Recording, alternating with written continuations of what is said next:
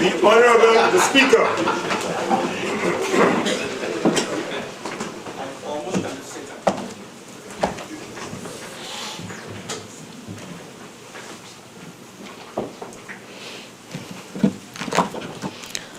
Almighty God, we give thanks to you, the creator of the universe, and humbly beseech you to direct and prosper the deliberations of the member of this house here gathered for the advancement of your glory and the trust and welfare of the people of Trinidad and Tobago. Grant that peace and happiness, truth and justice may be established among us for all generations. Amen. Amen. Namaste.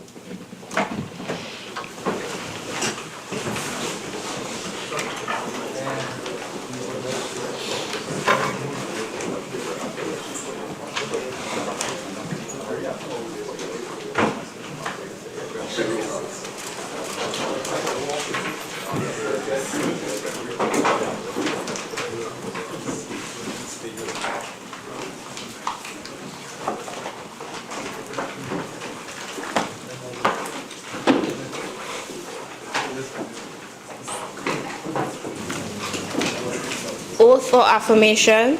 Announcements by the Speaker. Honorable members, Honorable Stuart Young MP, member for Port of Spain North, St. Anne's West, has asked to be excused from sittings of the House during the period March 8th to 14th, 2016. Mr. Faisal Karim MP, member for Shogunas East, has asked to be excused from today's sitting of the House. The leave which the members seek is granted. Public business, private business, motions. Member for Tabaquite.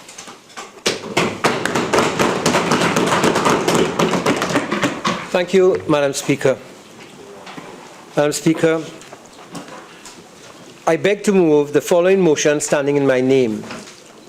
Whereas it is provided by Section 8(4) of the Value Added Tax Act, Chapter 7506, that the Minister may by order amend Schedule 2 of the Act.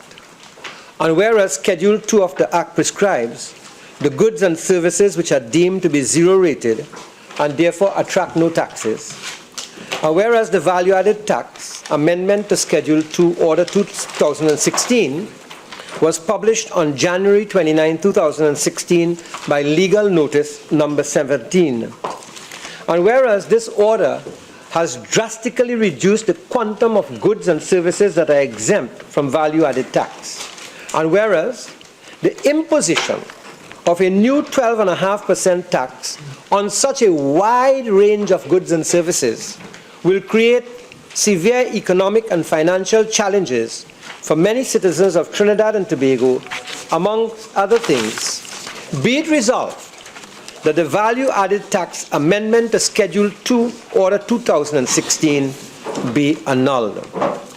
Madam Speaker, I thank you for allowing this motion to be debated. Such motions are far and few between, but this is a motion that touches every single citizen in Trinidad and Tobago. And a responsible opposition, which we are, has to represent the interests of every single citizen in this country. Without exception, all our citizens are affected by this particular VAT process, or the amendments to the VAT that had taken place in terms of Schedule 2. And this afternoon, Madam Speaker, my friends on the other side, the members of the government, they have an opportunity to display whether they are for the people or whether they are against the people. Whether they stand for the people who even voted for them and who today are crying out in pain, in anguish, and suffering tremendously, as I will show in my presentation, because of the actions of the present PNM government. Madam Speaker, today my colleagues on this government benches have an opportunity to say whether they are for themselves, whether they are self-serving, or whether they are for the people. And I repeat that deliberately because the people are beginning to say that the government that they voted into office is not a government for them. It is a government that's acting against them.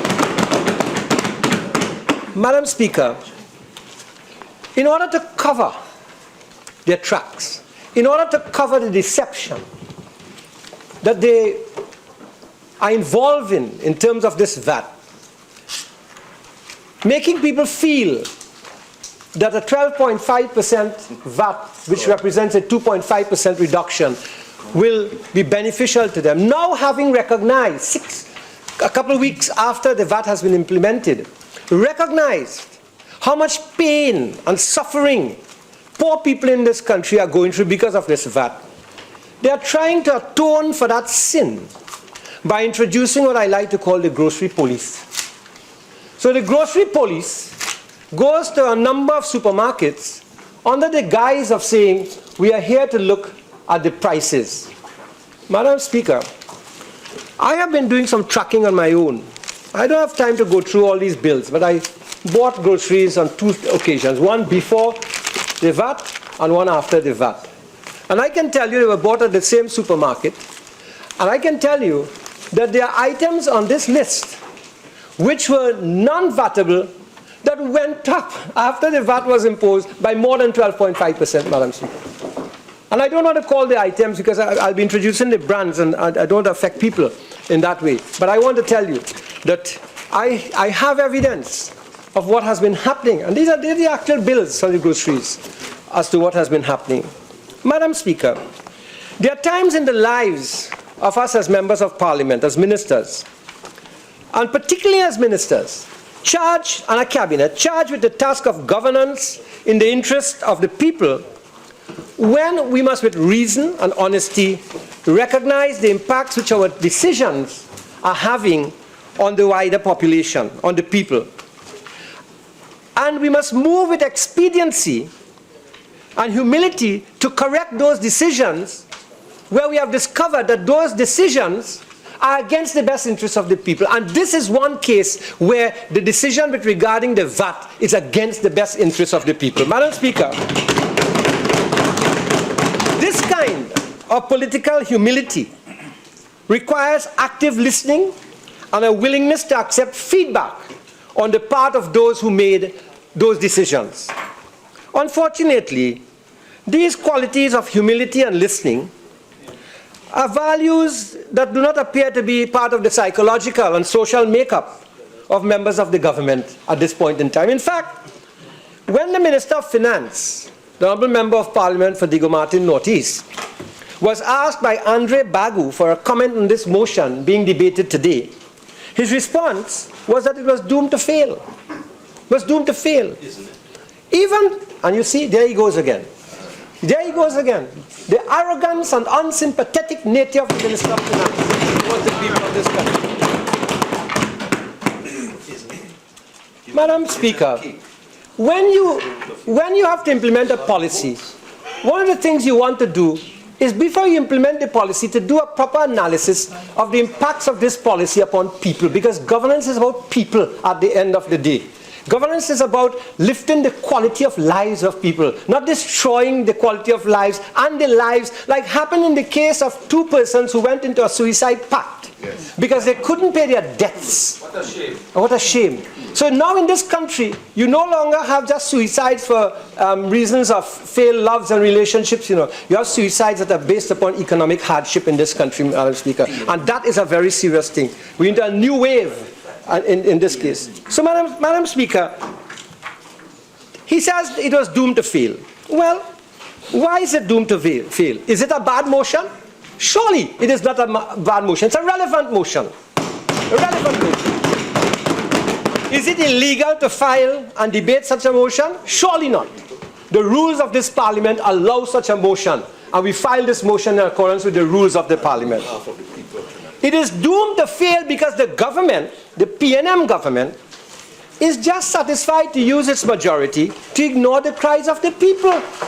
And without a care in the world for the trauma being experienced by the citizenry as a result of the new VAT arrangements, the Minister of Finance, and by extension, all the members of the government, on whose behalf he speaks, dismisses very casually, very unsympathetically, uncaring, this motion. Madam Speaker, the people voted them in, hoping for compassion and care, hoping for a government that would listen before they act. And now they are being scornfully dismissed. Scornfully dismissed. Take that, Mr. and Mrs. Public, for voting back the PNM into office. Take that. And so, as I begin my contribution, it will be useful if the Honourable Minister of Finance can tell this House how much money did he really expect to collect from the items that were once zero rated by the People's Partnership Government in the interest of the poor man in this country. How much money did he really expect to collect in VAT from those items that he removed from being zero rated, especially food items, to now being items that are under the standard list? Madam Speaker, I can tell you it is very little. It is very little. Madam Speaker, VAT is a consumption tax. A consumption tax. The more people buy, the more VAT you collect. That is what it is. But you are paying VAT at several levels. The importer pays VAT, then he distributes it to somebody in the middle, he pays VAT, and then it comes down to the retail shop, and the retail shop pays VAT, and then the person buying it pays VAT. So it's a whole multiplier effect. And it's a very costly thing that raises the cost of living to the citizens. It's a consumption tax. The more people buy, the more you collect. However, the ability of people to buy is a function of the prosperity of the economy. And the prosperity of the economy then leads you to the purchasing power of the consumer. And if the economy is not prosperous, then the ability of people to buy is affected because their purchasing power is also affected. And further to that, the ability of people to buy, or should I say, the willingness of people to buy, also depends, Madam Speaker, as you will agree, with the level of confidence that people have in the economy. You always hear that consumer spending is up or consumer spending is down. People don't have confidence in the economy. You hear that all the time, not only in the United States, but even here in the Caribbean and Trinidad and Tobago. And the question has to be asked, therefore, are people confident about the economy of Trinidad and Tobago and about the future of Trinidad and Tobago and the economy under PNM government? Yeah. And after 6 months in office, people are beginning to express doubts. Read this weekend's newspapers, and you'll see that every commentator has given the PNM a failed grade for their management of the economy. And therefore, Madam Speaker, therefore, with confidence, consumer confidence dipping and going lower and lower, you're going to find that people are going to hold back their purchases. And therefore, the ability of the government to collect VAT is going to be affected. It's going to be affected. Madam Speaker, people are skeptical about investing and spending. At this time in our country, people are losing confidence in the government and in the future under PNM government. And further to this, the economy is grinding to a halt. It has virtually stopped. It's virtually stopped. Madam Speaker, the Minister of Labour was in this House and said that 500 ArcelorMittal workers went home. Madam Speaker, that was good. Only 2 days in the newspaper, another company that subcontracted to ArcelorMittal sent home 640 workers. Silent. I don't think the country even knows that. It was on the newspaper. And I will find it and quote it for you later. Madam Speaker, all I'm saying is that people are under pressure. And when they are not earning an income and you put this further pressure of this VAT on, and let me just talk about food items, on food that they have to eat to sustain themselves, to maintain their health, to maintain their physical well-being, to maintain their children so they don't go hungry at night, so they don't starve. Madam Speaker, that's not right. That's not right. Madam Speaker, the PNM led Dr. Keith Rowley, Prime Minister administration, in its wisdom, has varied the rate of tax of VAT from 15% to 12.5% as of February 1st, 2016. And they promised the people when they did that the cost of living will not rise. That the cost of living will not rise. And in particular, basic foodstuffs will remain the same.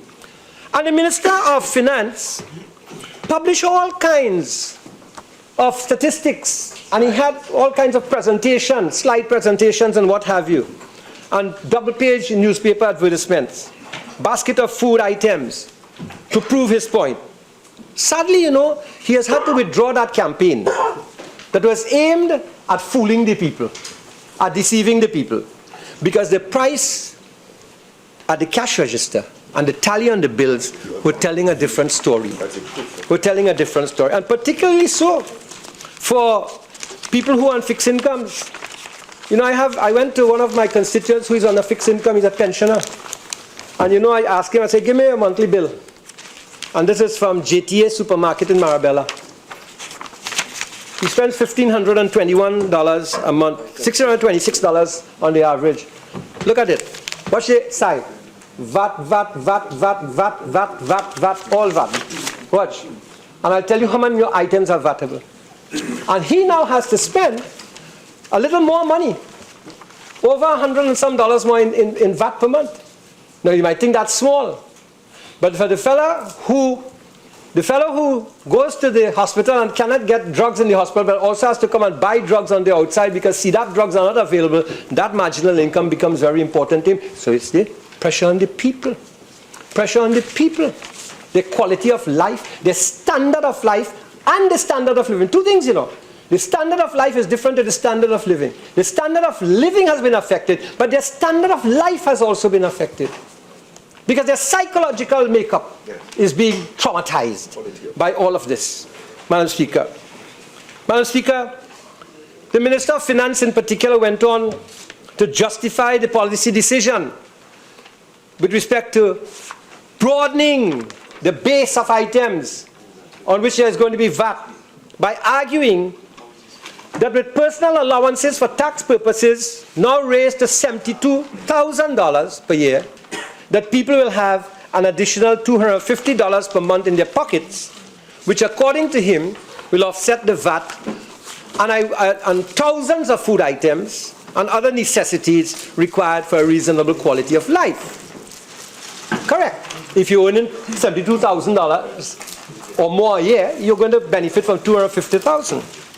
But what he didn't tell the population, and this is where the deception is, what he didn't tell the population is that how many people are not earning above $6,000 a month and above. What is the statistic? And in this house, if you go back to one of my contributions, I referred to the statistics I got from the Central Statistical Office, which showed that about 60% of the working population do not earn above $6,000 a month. So that's about 365,000 persons. Madam Speaker, they are not getting this tax break. Therefore, they have to bear the full burden from the income they have of this VAT that they are paying. Madam Speaker. Madam Speaker, that is distressing. About 365,000. Madam Speaker, that is distressing, Madam Speaker, you really, as a member of Parliament, get the opportunity when you are really in touch with your constituents and you go into their homes to understand the pressures they undergo, You can't sit down in Port of Spain in a comfortable office and understand what's going on out there, You have to do like the members of the opposition did in government and even do now. Walk the streets, shake their hands, go into the homes and sit down with them and speak to them, and you'll understand what $100 means to a poor family. You'll begin to understand what the difference $100 make or $50 would make to a poor family, Madam Speaker. Madam Speaker, so pain and distress to that large group of people who have not benefited at all from the tax, the increase in taxes. And they are the vulnerable people. They are the vulnerable people. So let us also take note of the fact that not only food items have been affected, or made vatable, but almost everything that one buys now is vatable. In the circumstances, I say boldly that the poor are being made to bear the burden of this policy decision, and the rich are getting richer in the process. Why?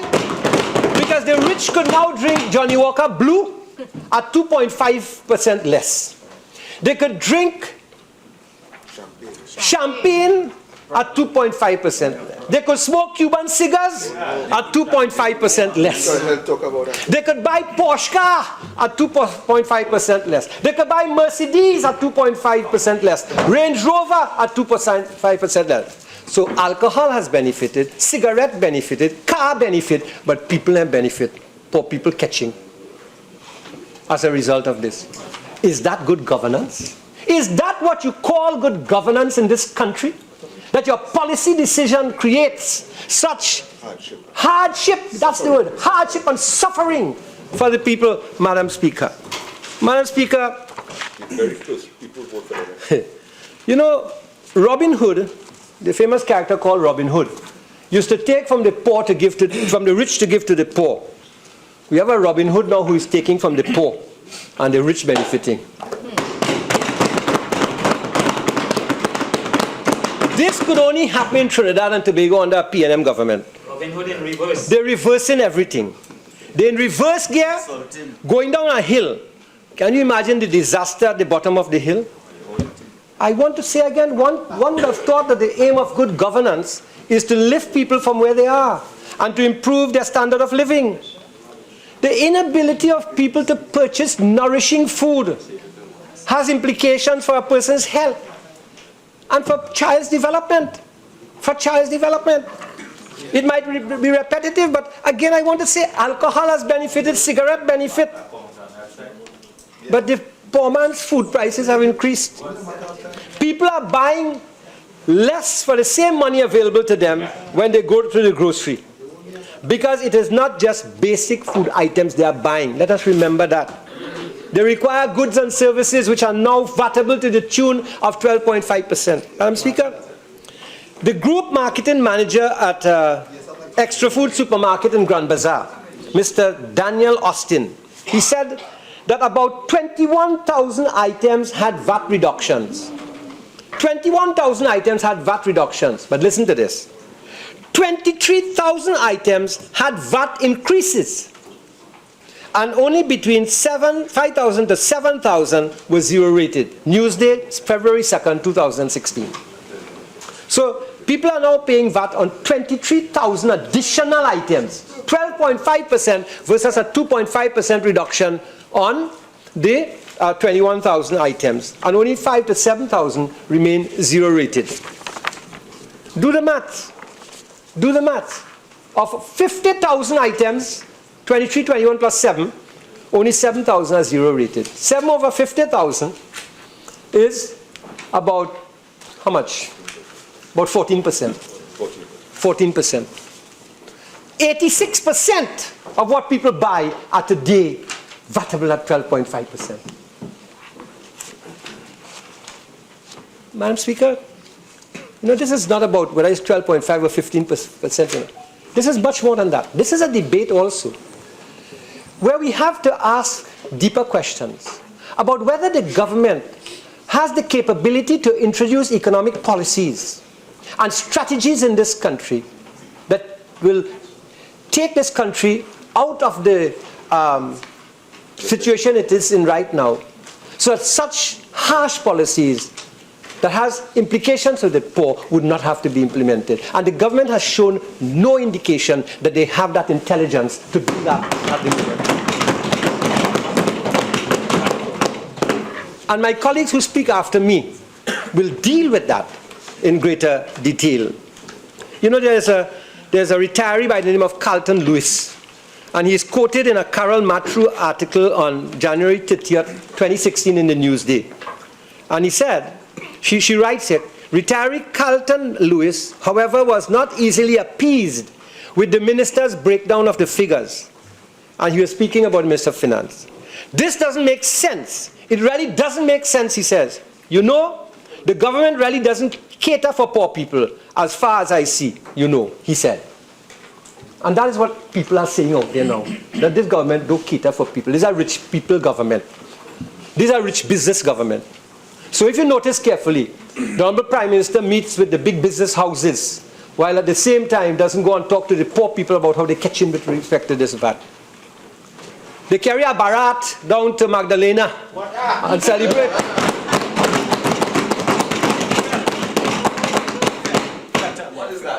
But they forget about the poor people. So you can eat on the plush tables of the Magdalena Hotel, while the poor people are eating the crumbs that are dropped down onto them. Madam Speaker,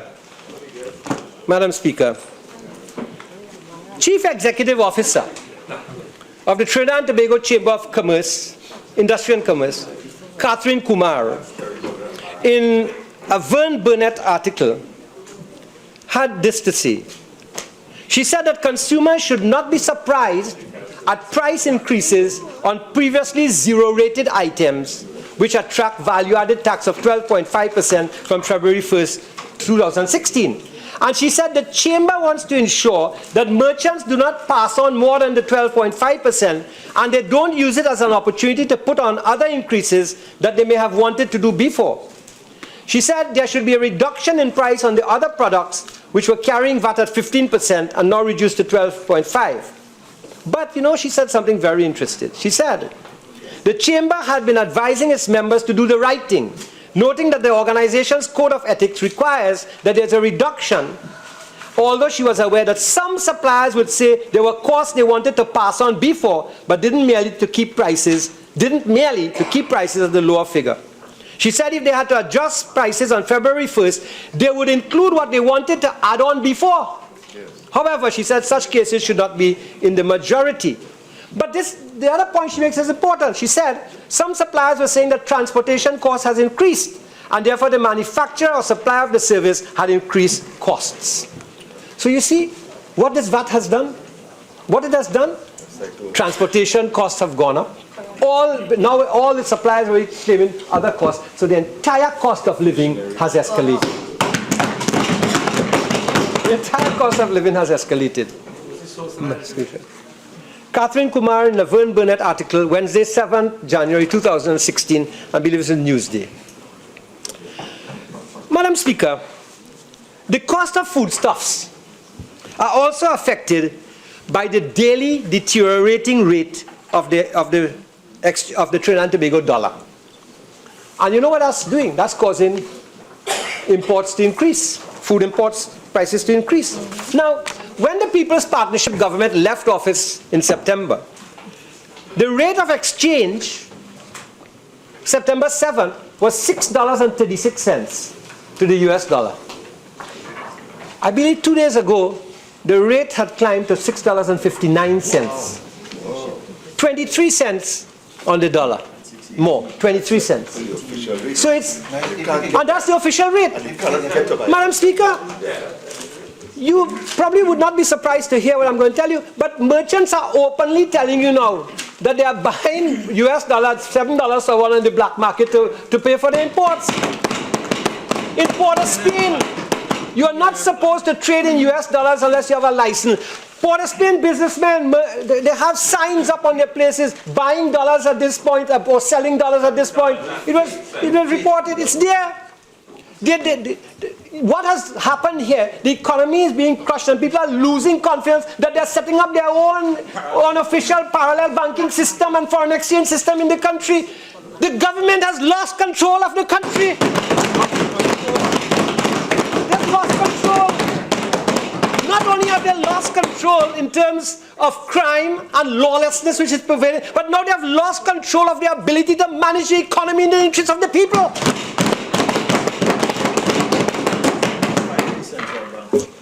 Madam Speaker, as a responsible opposition, we are aware of the economic dynamics that are facing the country. We are aware of the budgetary deficit in the country.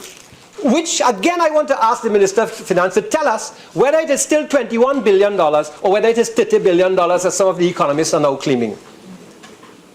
What is the real situation with the deficit? What is your real projected deficit in the country? You shouldn't hide that information from the public. If you claim, like you always claim, and particularly the Minister of Finance, when he sat in this very seat where I'm standing here, used to ask for openness and transparency. Today I ask for openness and transparency for the behalf of the people. Let us know. Let us know. So we are aware of the economic dynamics. We are aware of the budgetary deficit. But we are also concerned, and seriously so, about the hardships that our people have begun to experience. People must not be asked to make sacrifices that could be avoided. And if this government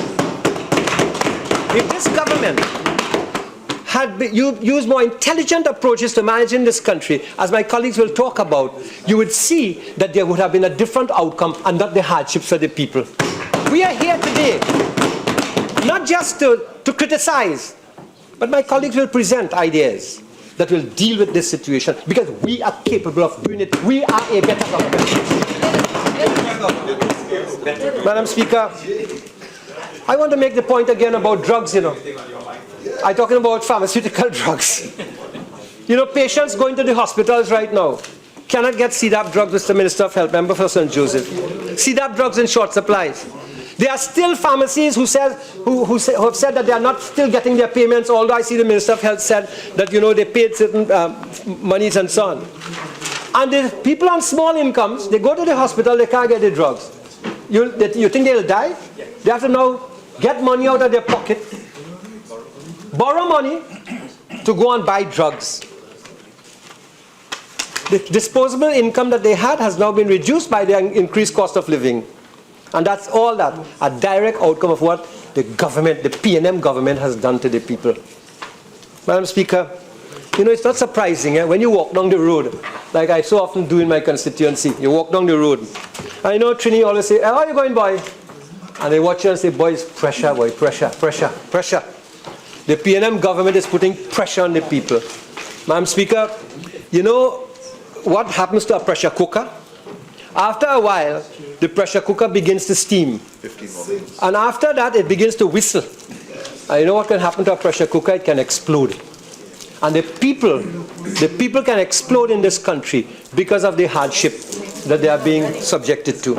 A few days ago, Mr. Jerome Board, the head of Answer Automotive, at the opening of the new showroom in Chaguanas, warned the population that vehicle prices are due to go up and not down, and that the 2.5% VAT break will soon be wiped out by the increase in the foreign exchange rate for US dollars. But you know what?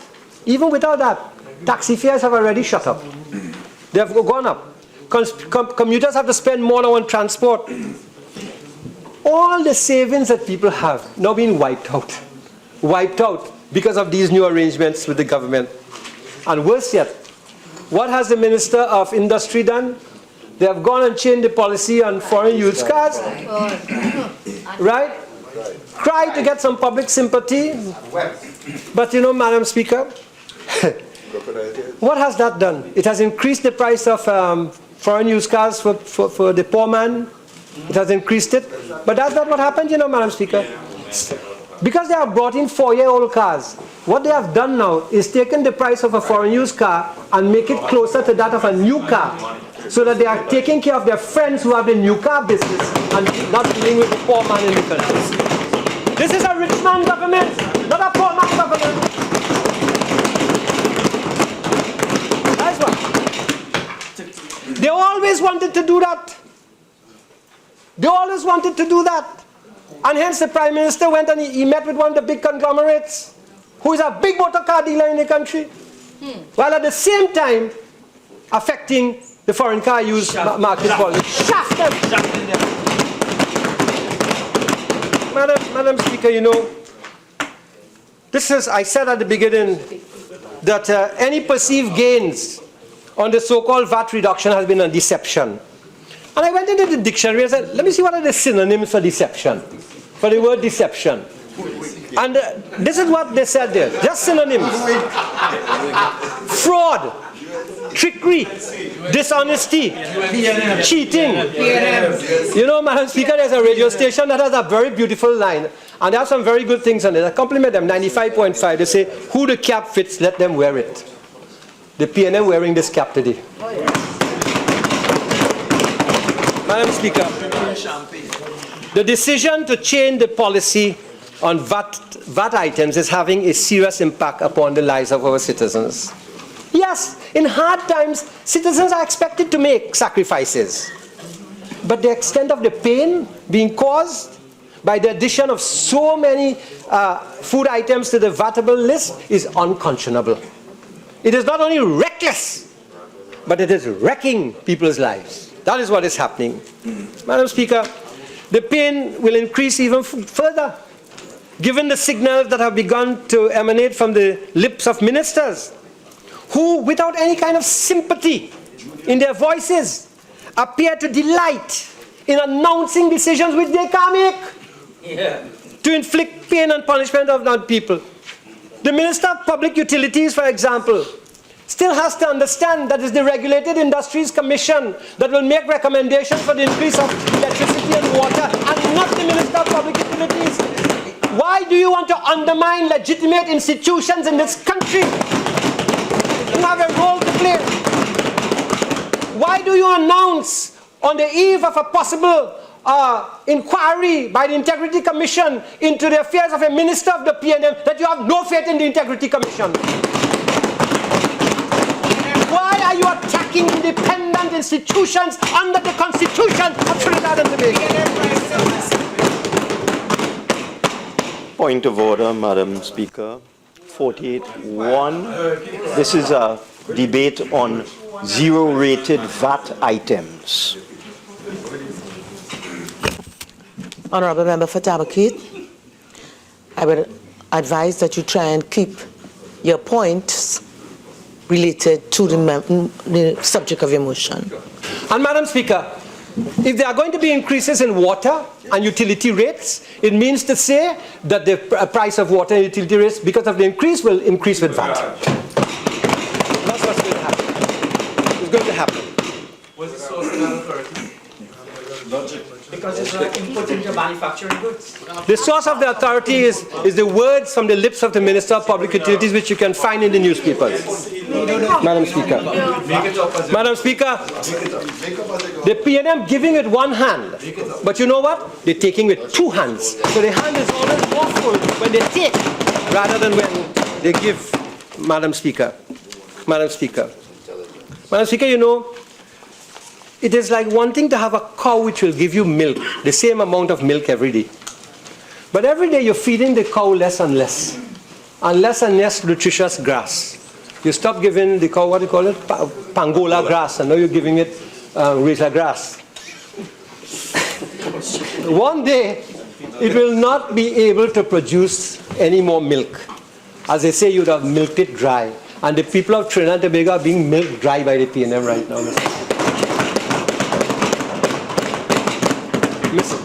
Madam Speaker, how are the people going to survive? How are they going to survive, Madam Speaker? Every day, as I told you, people are losing their jobs. Companies cannot pay severance as money owed to workers. The Trinidad Guardian, Tube City, and I quote, Tube City, a leading multinational provider of industrial mill services for steel makers, laid off 600 workers in March and another 14 December last year. That company was contracted to ArcelorMittal to provide stevedoring and mill services. Speaker, standing order 48.1. This is about Schedule 2 of the Value Added Tax Act. Nothing else. Madam Speaker, point of order. Again, I will just advise member of Tabaquite, if you could relate your point to your motion. Madam Speaker, what I'm showing you,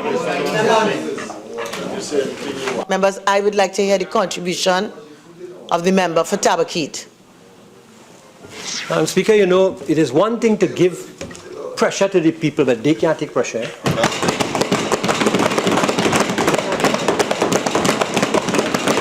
And this opposition will give pressure to them on behalf of the people. Behalf of the people. Madam Speaker, the point I'm making is simple, you know, that these people now have reduced incomes and they have to now pay all this money on VAT. Their lives are going to be affected. There's a tie-up. This is why I said this whole matter involves about the management of the economy in the interest of the people. Madam Speaker, if I go back to the motion, and whereas the imposition of a new 12.5% tax on such a wide range of goods and services will create severe economic and financial challenges for many citizens of Trinidad and Tobago, among other things. Madam Speaker, I have it in my motion. Madam Speaker, we have intelligent people drafting these motions on this side, you know. The kind of intelligence that you require once more to run the affairs of this country. It sits here, it resides here. Madam Speaker, I wonder, Madam Speaker, you know, the laugh will finally be on our side, because I tell you, you will laugh today, but you know, you will cry tomorrow, because the tears of the people, will fall at your doorsteps. Madam Speaker, does this PNM government really understand what is happening? Did they ever think that they could have looked elsewhere for revenue and not just a VAT on those food items and other essentials? Madam Speaker, my colleagues will give ideas of how some of this could have happened and where we could have gone. Madam Speaker, maybe they could have thought about some of their rich friends who have all these buildings that they are renting out at $385 million a year to drop the rent. It might have equated to the amount of VAT that they hope to get on these 7,000 items. Madam Speaker, maybe they could have raised the alcohol and cigarette prices and taxes and so on, and taxes on those big new cars and what have you. Maybe they could have done that instead, Madam Speaker. Maybe those are the kinds of things that they could have done, and so that would not have had to impose this burden. Maybe they could have talked about the better collection of VAT. Madam Speaker, you know what happens in stores today? Sometimes you go in to buy and they say, listen, you want a bill or you don't want a bill? Why are they asking that? And you pay cash. In my research, this is what I discovered, you know, and therefore no VAT is involved. How is that working? What is that? Why is it that people ask you, you want a bill or you don't want a bill, and you pay cash? So maybe we should improve the way we are collecting VAT. Maybe they need to do work. So you know why you're putting grocery police to hide your sins and to atone for your sins that you impose VAT. One, improve your collection system now. Collect the money that you're supposed to collect. Army of tax collectors. Madam Speaker, I want to close with a statement from Mr. David Abdullah. He said that there must be equity and justice across the board. And he said that he was proposing a more complex review of the tax structure. He says not only looking at the value-added tax, but generally with a philosophy of taxation that is progressive and seeks to encourage innovation and seeks to encourage the earning of foreign exchange, and that does not place the burden on the backs of those who are least able to afford it, he said. Madam Speaker, he was the new mouthpiece of the PNM. Today he has turned against the PNM also. Madam Speaker, on behalf of the poor people of Trinidad and Tobago, on behalf of the 1.3 million people of Trinidad and Tobago, whom we on the opposition represent and will represent in government again in the future, we say annul this VAT order, Madam Speaker. Thank you.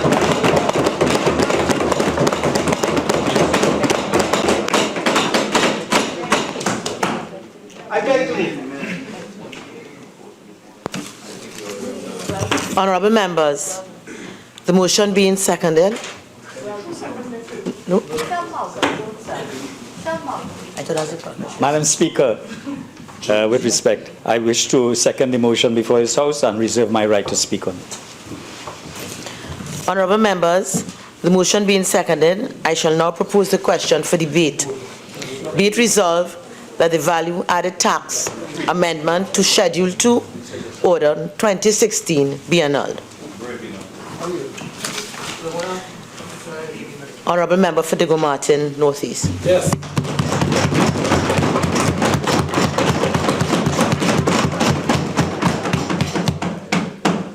Thank you, Madam Speaker. Madam Speaker, I have listened to the member for Tabaquite and said a number of things on his way to moving outside the parameters of the motion, which is about Schedule 2 of the Value Added Tax Act. And let me read into the record the resolution. Be it resolved that the Value Added Tax Amendment to Schedule 2 Order 2016 be annulled. And at no time in his presentation did he refer to the subject matter, which is Legal Supplement Part B, Volume 55, Number 17, dated the 29th of January 2016, Legal Notice Number 17, the Value Added Tax Order 2016, Amendment to Schedule 2. And this document, which contains approximately 10 pages, indicates the items that are exempt from VAT.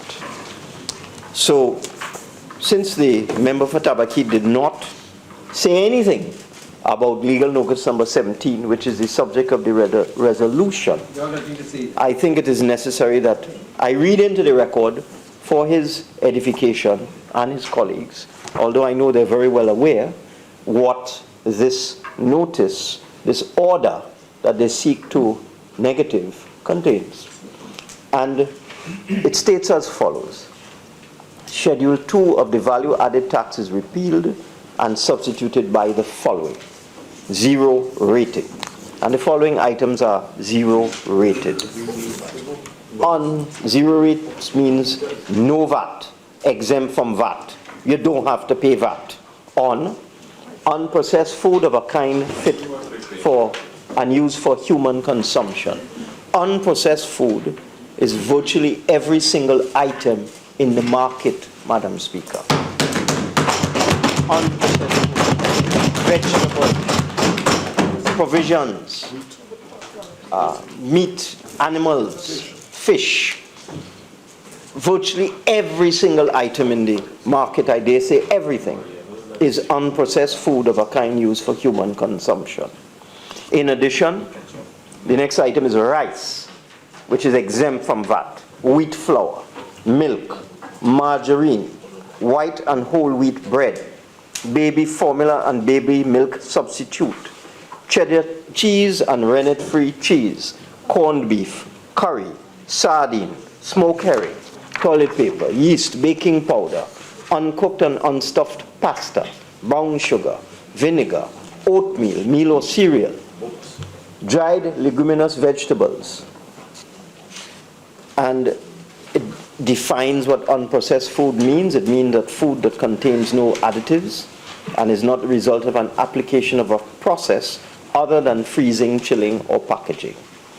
Milk refers to fresh animal milk, dry or powdered milk, dry or powdered skim milk, evaporated milk.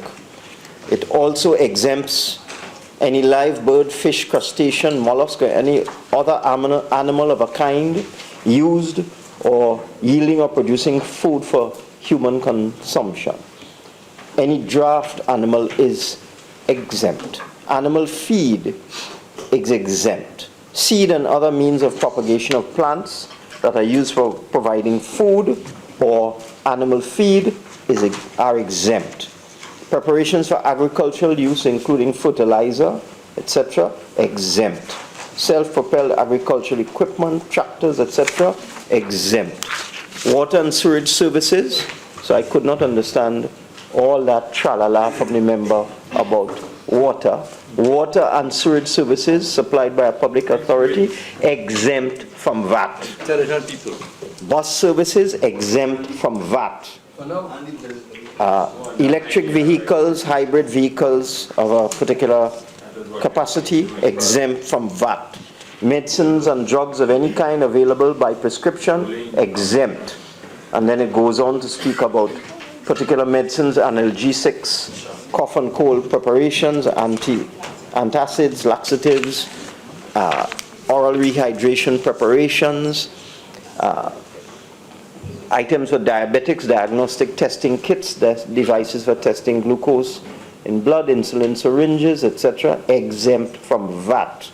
Medicaments consisting of mixed or unmixed products for therapeutic or prophylactic uses, exempt from VAT, and so on, Madam Speaker. There are 10 pages of items here, books, meaning workbooks, activity books, exercise books, and other books for educational purposes, and so on, Madam Speaker. I'm not going to read all 10 pages, but the fact of the matter is, what we're debating today is an order that exempts all of these items from VAT.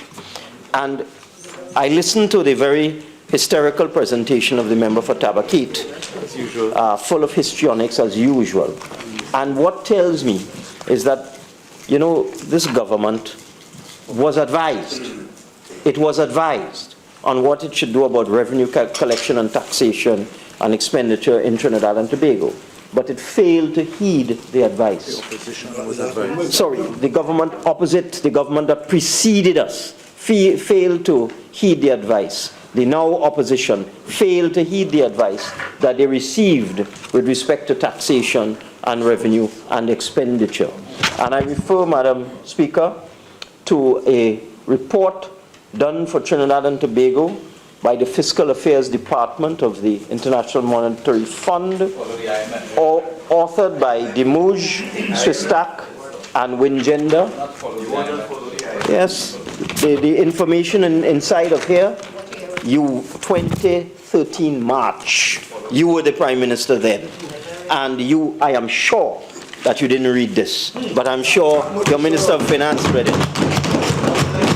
And what the report tells us very, very, very clearly is what had happened to the VAT regime in Trinidad and Tobago over the years after a number of populist measures were introduced, attempting to win favor and get votes and so on, Madam Speaker. But what essentially the past government did, and they did it with their eyes wide open, Madam Speaker, is they destroyed the VAT collection base in Trinidad and Tobago.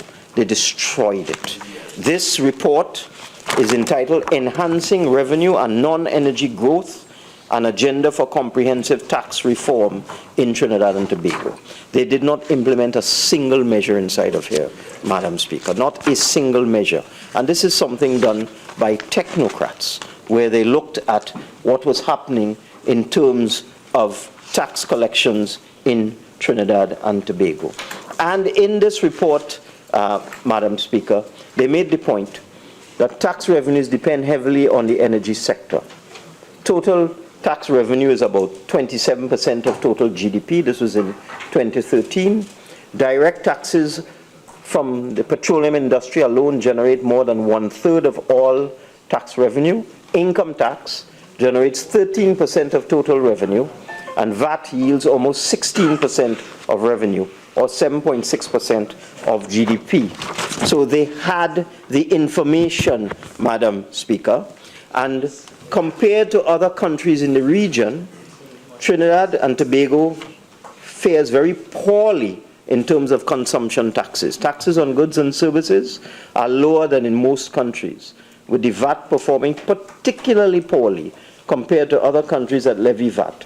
Significantly less tax on international trade is collected in Trinidad and Tobago than in the average Caribbean country. And they give you the history for Antigua, the Bahamas, Barbados, Dominica, Grenada, Guyana, Montserrat, St. Kitts, St. Vincent, in terms of tax revenues and how they collect taxation. They made the statement, decades of incremental tax changes have created a complex tax system in Trinidad and Tobago that needs fundamental revision. With respect to value-added tax in particular, Madam Speaker, they made the point that our VAT efficiency revenue is currently 0.4 or 40%. In other words, Trinidad and Tobago collects 40% of the value-added tax that it could collect, compared to a country like New Zealand, which collects 80% of the potential VAT that it could collect. On page 20 of this document, and you see, Madam Speaker, I've made the point before, this country has serious problems, and it needs serious people to deal with the serious problems in this country. Not hysterics, not histrionics, not profligacy, not outright deception and untruths. That's not what we need in this country. We need serious people to deal with the serious problems that this country faces. And in 2013, Madam Speaker, the members opposite who were in government then were told the following, and this is factual. Trinidad's value-added tax system is far from a well-designed, broad-based consumption tax. The VAT was introduced in 1990 according to the New Zealand model. Today, it deviates from generally accepted features of a value-added tax in many ways.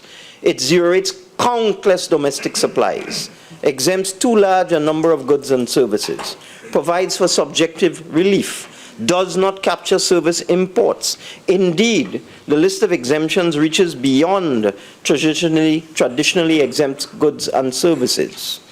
The efficiency and administration of value-added tax is strongly compromised. In 2012, 64% of all sales were either zero-rated or exempt. 50% of imports are not subject to VAT. And the others that were, 73% was zero-rated, 27% exempt. Numerous tax preferences have deteriorated the tax base and seriously undermine VAT revenue productivity. They open avenues for tax evasion and leakage. This is reflected in the VAT-C efficiency ratio, the ratio of actual VAT collection to potential if all domestic consumption were taxed at a standard rate. Despite a growing economy and improvements in tax administration, the efficiency ratio has not improved. Indeed, in the last decade, it has fluctuated around 0.4, significantly lower than many other countries of similar developmental level, lower than many CARICOM countries. So they had this information, Madam Speaker. They knew what needed to be done, especially when from July 2014, the price of oil began to collapse.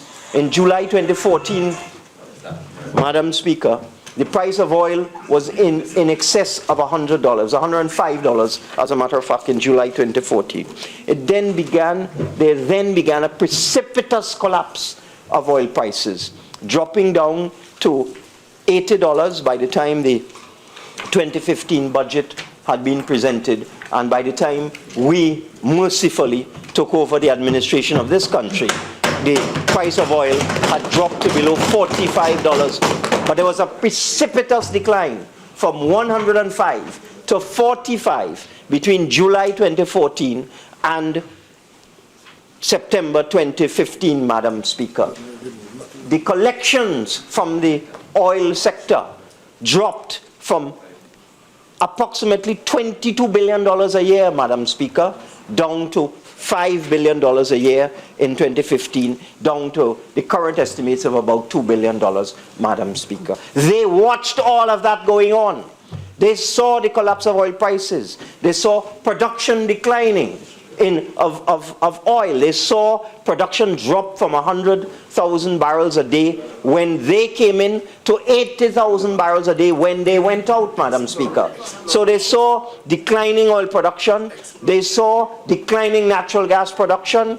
They saw reductions in natural gas prices. They saw precipitous collapse in oil prices. They saw a reduction in national revenue, national income of $20 billion, Madam Speaker.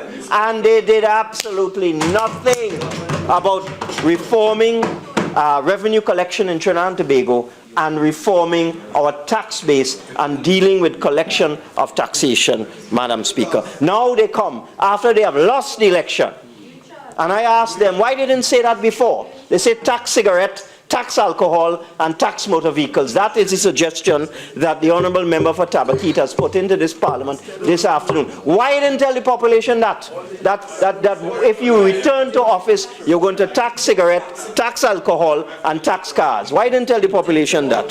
Because instead, Madam Speaker, they maxed out the overdraft for the central bank. They ran it for a whole year. A whole year. They brought it up to the maximum in January 2015, Madam Speaker, and kept it up there, close to the maximum. Yes, Madam Speaker, actually yes. I would like your protection, please. Members, could we have some order so that the member could make his contribution, please? Continue. Madam Speaker, in their desperation to win the election, they just gave away. They gave away.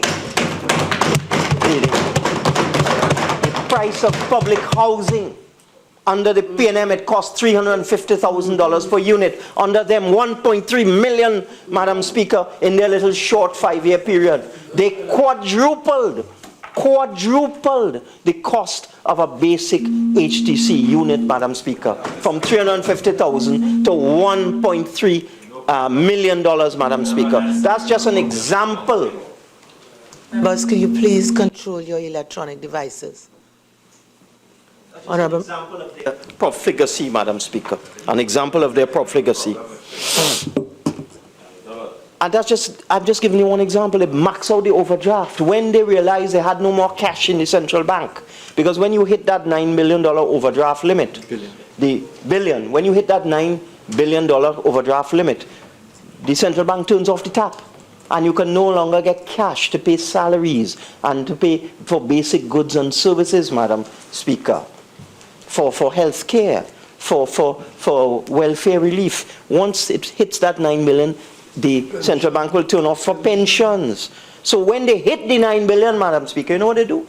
They went outside and they authorized state enterprises to borrow $4 billion in fiscal 2015 in their desperation to win the 2015 election. I can speak with authority today that the Honourable Member for Siparia personally authorized a $1.6 billion loan for TNTech 10 days before the general election, Madam Speaker. $1.6 billion for TNTech 10 days before the general election. And guess what? Guess what? That was done on the 27th of August or thereabouts by the personally authorized by the member for Siparia. $1.6 billion. And you know when that loan matured, Madam Speaker? On the 28th of February 2016. A 6-month loan. One of the things we have to keep doing in the Ministry of Finance, Madam Speaker, is every other week I am informed of a short-term loan in the billions of dollars entered into by the last administration in their dying days on the eve of the general election, and all of these things are maturing in November, in December, in January, and in February, Madam Speaker. I just had to reschedule that $1.6 billion facility. That is what they did to this country. But they had experts telling them that this is all unsustainable. The experts were telling them that. Look at the collapse in commodity prices. Look at where your revenue comes from. Disaggregate your revenue. You will see that your revenue is coming from the oil companies, from the gas-based industries, from the petrochemical companies and so on. And then you look into the non-oil sector and you see it comes from the service sector, from the financial sector, from the manufacturing sector. Look at your revenue base. That's what the experts were telling them for 5 years.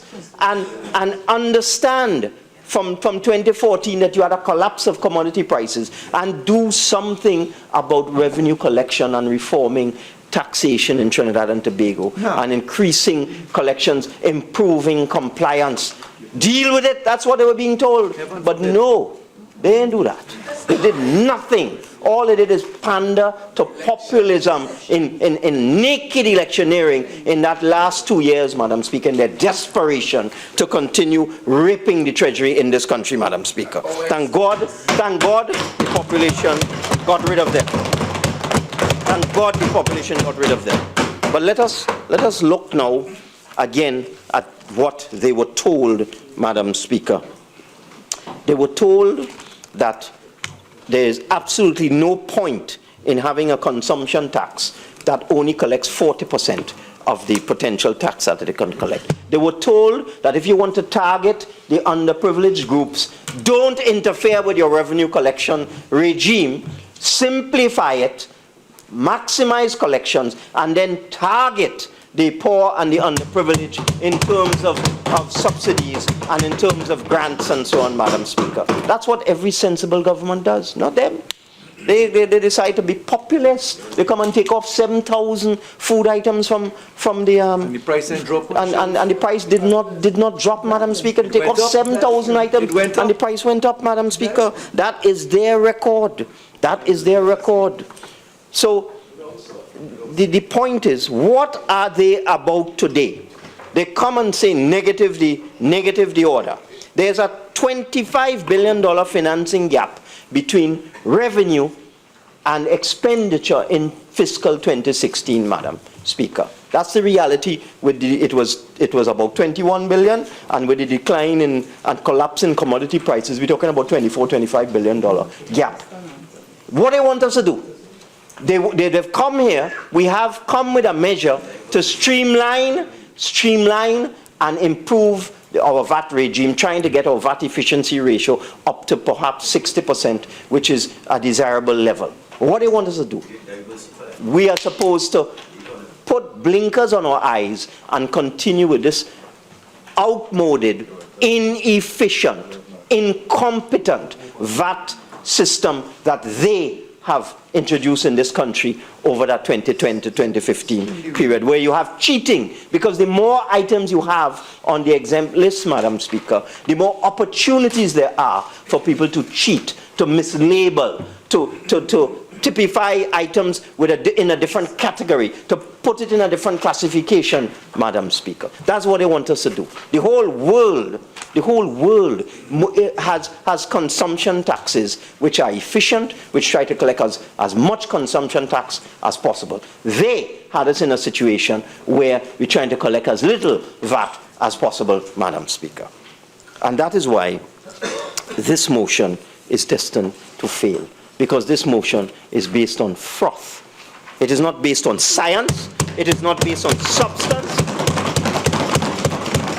There is no planning here. There is no planning here. This is just pure histrionics. Their solution for taxation in this country is tax alcohol, cigarette, and cars. That's what they want us to do. Tax cigarette, alcohol, and cars, Madam Speaker. Now, it is worth repeating that when you're dealing with an issue like this, you need to have your facts and you need to be scientific, Madam Speaker. And we did a calculation, Madam Speaker, based on the average household income in Trinidad and Tobago. The member has told us, I don't know if his facts are correct, but he has told us that 60% of people in Trinidad and Tobago earn less than $6,000 a month. What we found, Madam Speaker, based on surveys, that approximately 1/3 of the population earn between $3,000 and $7,000 a month, Madam Speaker. And we looked at the typical basket of goods that a household would buy in that income group, and I will tell you what it is.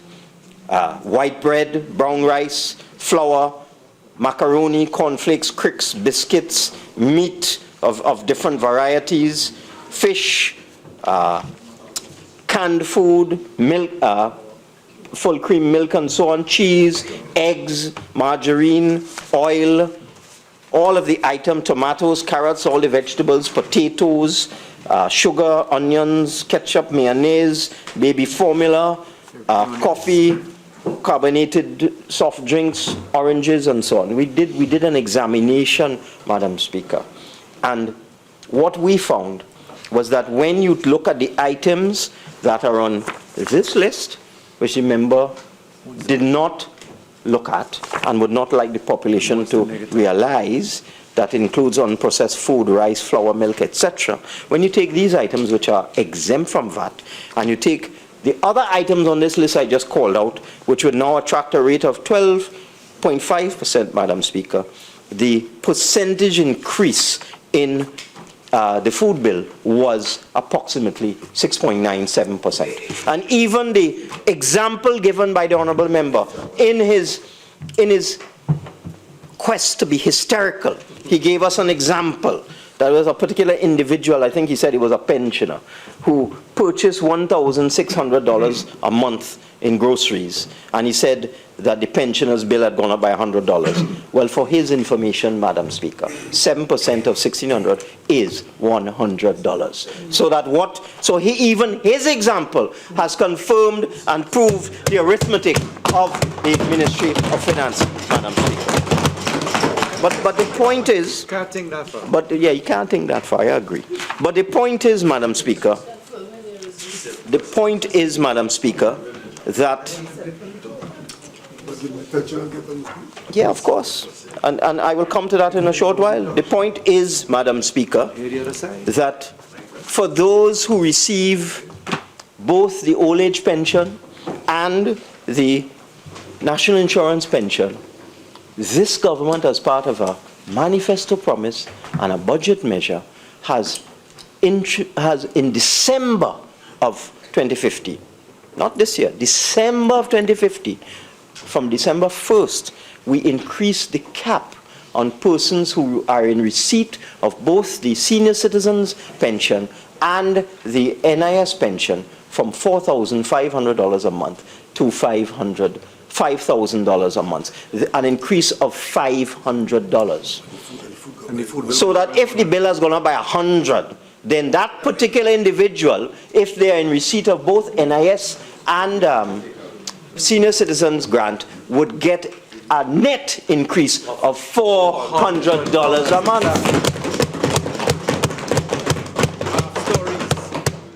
I mean, I can't understand the lack of science of the members opposite. No science on that side, Madam Speaker. Just hysterical histrionics. That's all we get from them. So, Madam Speaker, yes, I agree with my colleague. It's embarrassing. It's embarrassing. You have a $25 billion gap between expenditure and revenue. What you want us to do? What we going to do to collect $25 billion? What we going to do? You want us to retrench people? You want us to cut people's salaries? What you want us to do? Because that is what you are telling us to do. That is what the opposition is telling us to do. That we have an unfinanced gap. There's an unfinanced gap.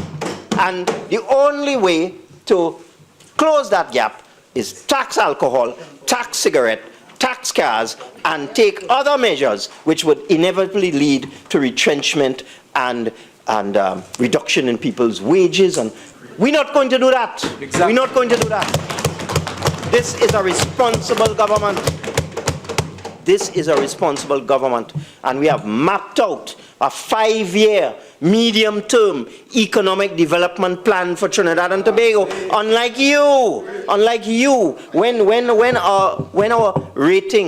our bond rating was downgraded by Moody's 2 years ago, when it was downgraded by Moody's 2 years ago, they made 2 points that are of interest. 3, you have no debt management strategy. You had no medium-term economic framework, and you had no data. And what has this government done since coming in? We have set the framework under the Minister of Planning for the establishment of a quasi-independent statistical institute, Madam Speaker. We've done it. We've done it. We've established a high-powered task force to establish the framework for the Statistical Institute. And under this administration, a high-quality statistical institute will be created in Trinidad and Tobago. Is being created, will be commissioned, and it will comprise people from academia, people from the private sector, people from the public sector, and for the first time in several years in Trinidad and Tobago will have real-time, hard, scientific, economic, and other data, Madam Speaker. But you had no plan. We have a 5-year plan. You had no plan. Your plan was to bust the treasury, That's right. scrape out all the money in NGC, And spin the wheel, spin the wheel. inflate prices, cause Honorable the Member cost for- of goods and services. Honorable Member for Tabaquite notice, your 30 minutes have expired. You're entitled to 15 more minutes if you wish. Yes, sir. You may proceed. Thank you very much. So the plan of the honourable members opposite, was to mash up the overdraft in the central bank, They did that. take out all the money from National Gas Corporation, They did that.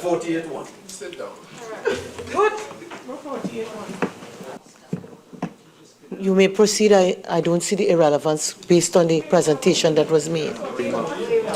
Madam Speaker, the point I made. Please proceed, Thank you, Madam Honourable Speaker. I need to repeat. There's no science on that side. No science, no mathematics.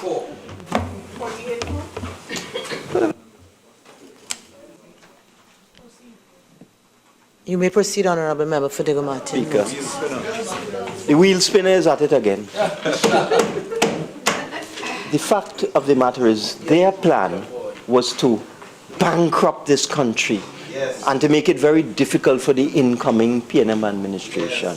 But what they didn't realize, we had a plan and we are implementing our plan. So we are creating the Statistical Institute.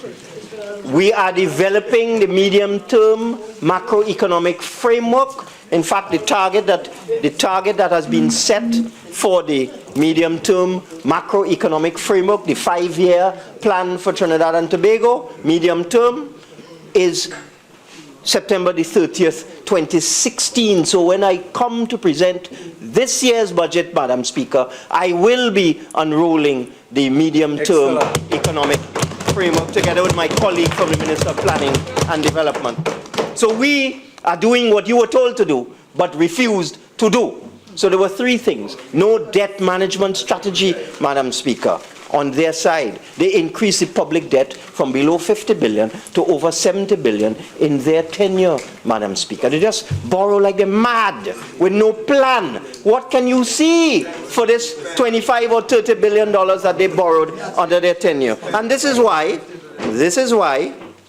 as part of our economic planning, as part of our requirement to increase revenue collection from the non-oil sector, because even though commodity prices may recover, Madam Speaker, you've seen a recovery over the last 2 months of the price of West Texas Intermediate oil from $28 to $38. So there's been a substantial recovery. It is still $7 below the budget figure of $45, and it is still considerably below the price that this country requires in order to maintain its expenditure if you don't have a move away from dependence on the energy sector, Madam Speaker.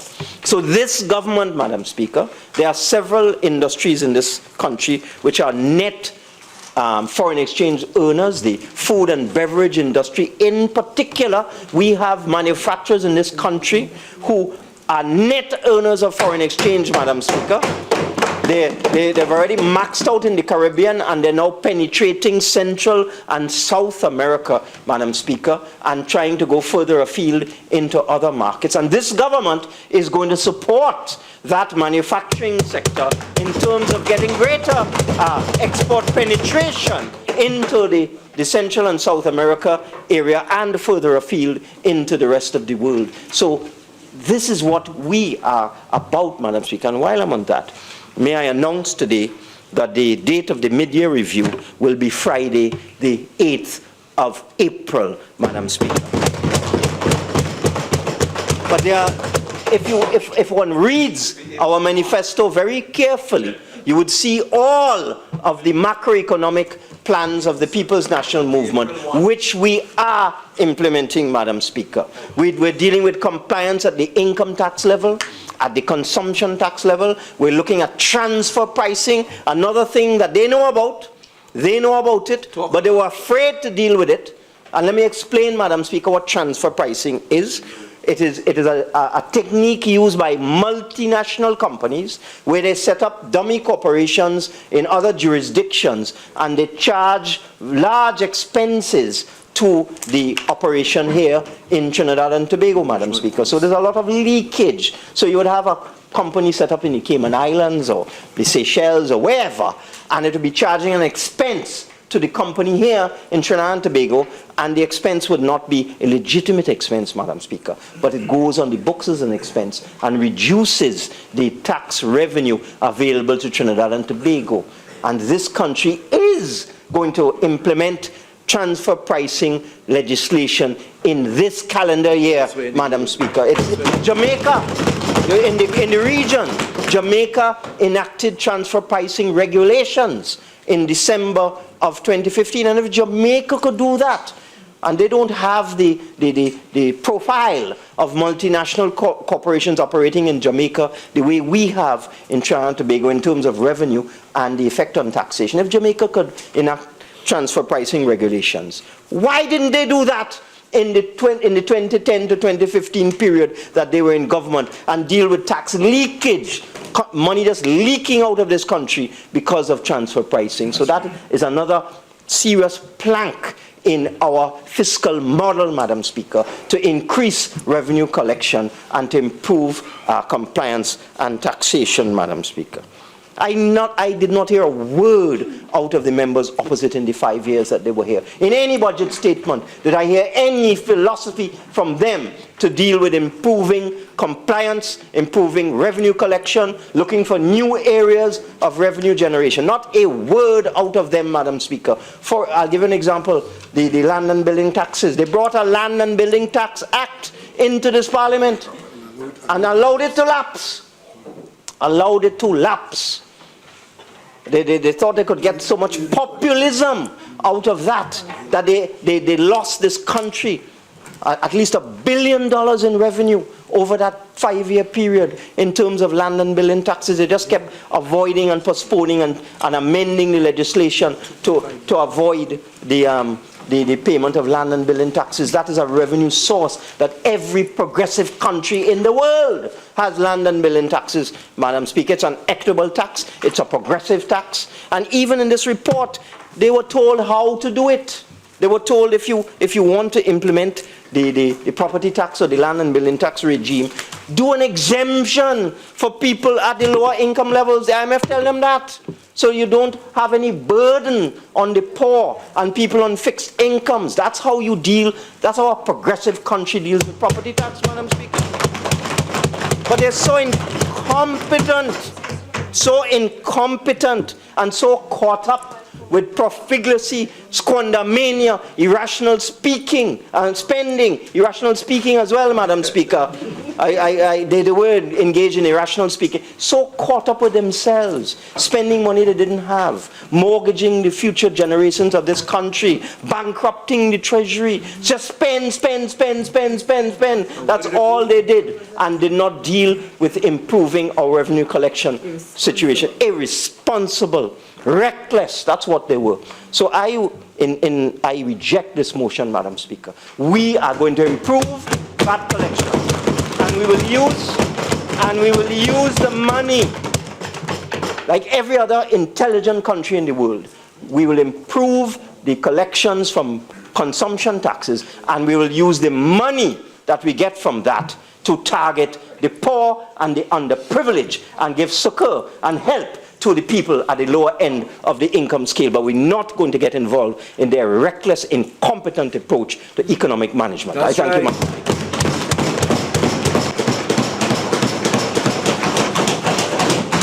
Member for Caroni Central.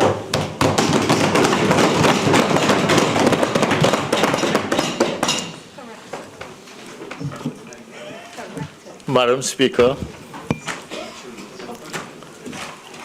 I listened to the member for Digo Martin Northeast and Minister of Finance almost in disbelief. I listened in disbelief. I listened in disbelief because he presented again all the misinformation he presented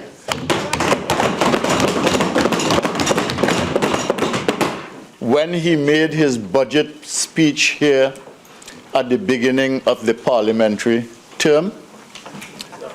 And you could see as he proceeded in his talk that he was making up and stitching and forming as he went along. What he has done today is absolutely scandalous in the context of information that is available. In the public accounts, that's the first thing. And secondly, the facts of the energy sector. Thirdly, the facts relating to the Statistical Institute, and I notice the Minister of Planning is also part of that misleading of the country. The facts having to do with management of revenue generation, and the facts having to do with transfer pricing. They would not be able to come in this house and talk about a statistical institute in Trinidad and Tobago had we not put that in place in 2014 and 2015. And the minister knows that the documents are there, the cabinet notes are there, all the information is there. And when you talk about the business of transfer pricing, you could not come in this house and talk about transfer pricing if you did not have the master plan that was done for the last Minister of Energy and which analyzed this issue of transfer pricing and which we discussed in the Energy Committee in the last few months of the administration in 2015. And you could not come to this house and talk about debt management strategy and running up the debt management of the debt in this country when you know what the GDP, debt to GDP ratio is at the end of our term, and when you look at the document written from the central bank, which I have in my possession, and which I will in fact share with the community today. And what we have been witnessing for the last 6 months in the face of absolute and total inaction, absolute and total ineffectiveness as a government, is in fact a series of distortions and misinformation which seeks to rewrite the last 5 years of history and which seeks to create a platform of this government as if they were starting fresh to write policy in Trinidad and Tobago. And when we come here today, we are not against VAT, Madam Speaker, and we are not against the effective administration of VAT. We are not against revenue generating measures. We are not against the reduction of VAT to 12.5%. We are against the increase of VAT by 12.5% on most zero-rated items.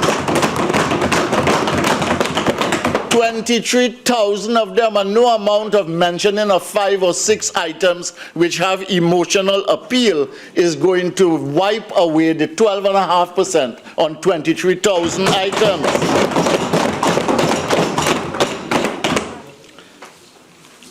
I want to share something with you. He comes back here with this matter of the central bank overdraft. The central bank overdraft, yes, we ran it up by $9 billion. The Honorable Prime Minister, for the first time in the history of the last 6 months, actually told the country the truth. He told the country that the country was not bankrupt, Trinidad and Tobago was not bankrupt. We have a cash flow problem. And the cash flow problem that we had began around January 2015. And the January 2015 scenario was one which forced this government and the Prime Minister at the time, Mrs. Kamla Prasad Bisesa, to go before the nation and say, we are cutting the budget by $4.5 billion. We are moving petroleum prices to pegging it at $45. We are moving gas prices to $225. And basically, we are in a new situation, but we will send no one home, and we will not cut salaries. And we are going to manage the situation. In that scenario, we ran up the overdraft in the central bank to the tune of $9 billion, but we had $13 billion coming in. And anybody who knows how an overdraft runs is that you have a limit, you can run it up to the limit. The main thing is that you must have cash flows coming in to wipe it out. And the $1.5 billion from the Phoenix Park gas processors shares would have come in. The money from TGU would have come in about $4 billion. The taxes would have come in about just over $6 billion, close to September, the third quarter. And we had a loan, an extra loan of about $1 billion, and we had another $500 million coming from another state enterprise. The end result, the TGU money would have been coming in to about $4 billion. When you add all of them together, you have $13 billion, and you would have cleared the $9 billion overdraft, and you would have had $4 billion extra. And that would have gone towards the first tranche payment of the public servants in the country. So when you are managing the economy, you have to manage the expenditure, you have to manage the income, you have to manage the deficit, you have to manage the day-to-day controls of your expenditure, but you also, in this situation where your revenue has basically been busted by a global change in the energy industry worldwide, you have to manage the cash flow in your economy day by day. And I want to say, for the benefit of the public, the citizens listening, Mr. Larry Hawaii, the former Minister of Finance of this country, made it his business to go into that Minister of Finance, the member for Digo Martin East, and to share with him everything.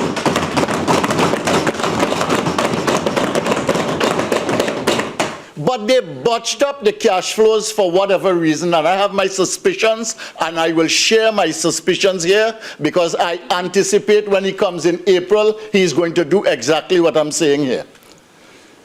He botched up the scenario so that he could come and cuss about $9 billion, Madam Speaker, and get on and rant and rave in Rumpelstiltskin fashion. And he looks like it. And he did that. One of the reasons he botched it up, there can only be two reasons. Either he made a genuine mistake, perhaps did not understand, but I don't think he doesn't understand, because the Minister of Finance is quite alert. So he would have understood, he would have known what was going on. And what happened, what they are trying to do really is to prevent the cash flows from 2015 from flowing into the revenue accounts of 2015, so that they can inflate the deficit for that year.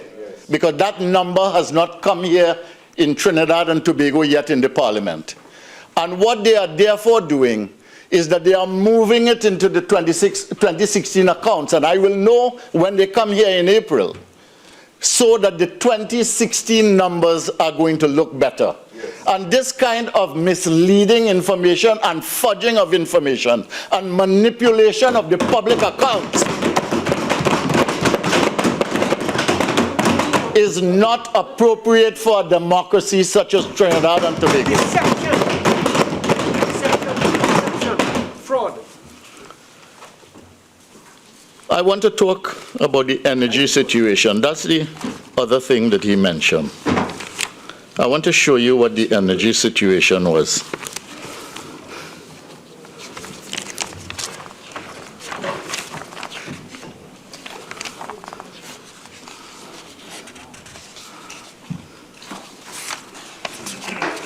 Just bear with me a little bit.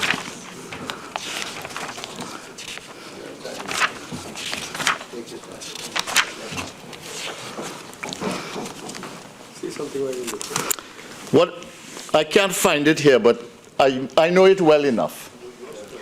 Basically, in 2005, you had a situation in which between 2005, the drop in the number of barrels was about 20 million, if I'm not mistaken. I don't want to give the wrong information. 20, from 100 to 80. 145,000, that's the number. 90,000, 2,000. All right. From about 145,000, it dropped to about 90,000 barrels, and then it got down to about 80,000 by the time we were there in 2010. And if you look at the situation now, you will see that the production is up to the 80,000 of 2010. And the reason that happened is a very simple reason why that happened. There was no investment. There was no drilling. There was no exploration under the last administration, their administration before our administration in 2010. And the end result was that production began to slump systematically. Now, I want to say this, based on the decisions made by our government, based on negotiations with the oil companies at that time, which they are now trying to say were bad decisions. What has happened was that is what led to the investment in juniper. And juniper is going to begin to yield gas in this country in 2017, early 2018. It was the decisions that were made after 2010, That's right. in 2011, 12, 13, that led to those investments. Otherwise, it would not have happened. And we did not, as a government, we did not create the conditions in which the prices of oil fell. We did not, as a government, create the conditions in which the production fell. That was done by your government.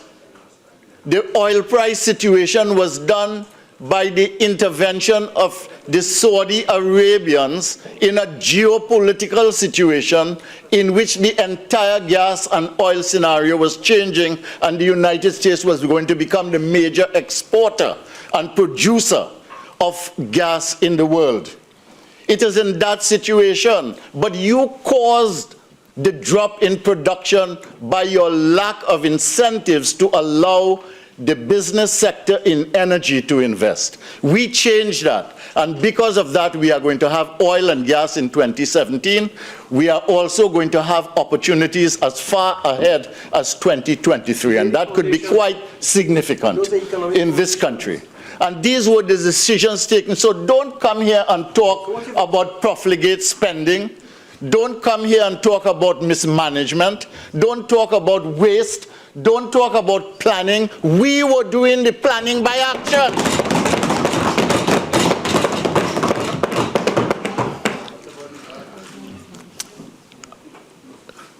And the thing about the Statistical Institute, I do not believe these ministers on the other side. The Statistical Institute was a decision taken by Cabinet, I think, around the middle of 2014. it was populated in terms of leadership and the terms of reference on all the things done. And that wasn't done simply because we were the government. It was done because we had a set of reports by the Swedish consultants that said certain things, recommended certain things, and we had a process to do it. There were thousands of people in the CSO who had no tenure whatsoever for nearly 26 years in the CSO. We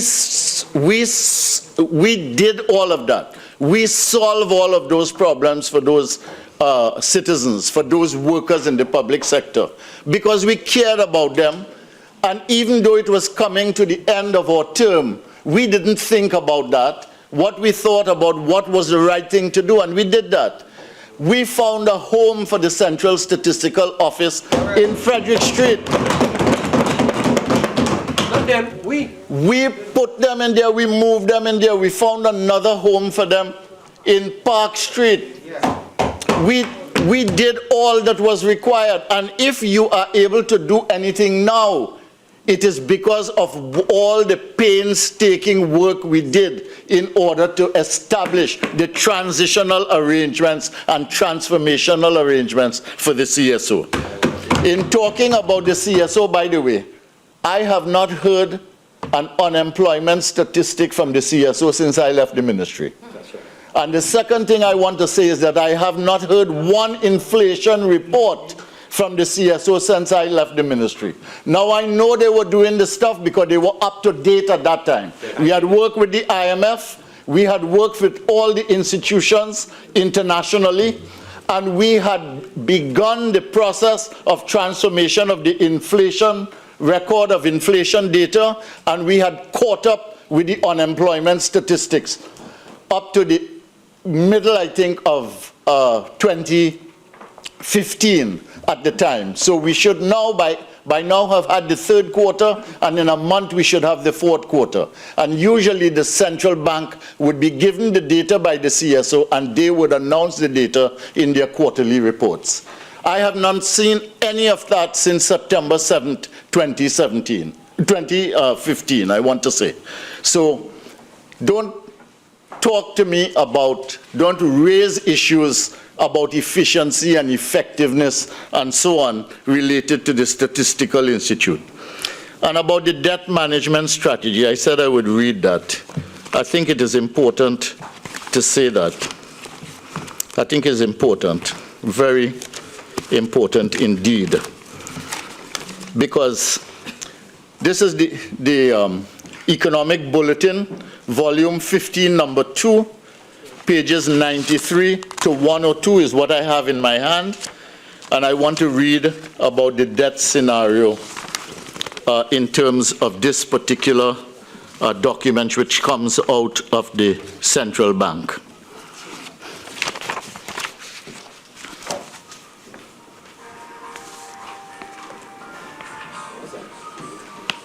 Please turn off that phone. Orchestra, you have an orchestra here? This is on page 99. B&M orchestra. Trinidad and Tobago's public sector debt to GDP ratio increased from 24.4% in financial year 2008 to 34% in financial year 2009. Okay? It increased from 24.4% in financial year 2008 to 34.1% in financial year 2009. And by financial year 2012, it had reached 44.5%. Unlike the experience of most countries in the region, this is a time when Barbados' debt was 125%, debt to GDP ratio was 125%. When most of the other countries in the Caribbean were 100% plus, and some of them were in their 90s. Unlike the experience of most countries in the region, the main impetus for the rise in the debt was the government's bailout to CLICO rather than the borrowing for deficit financing. You are a bunch of improvisers over there, man.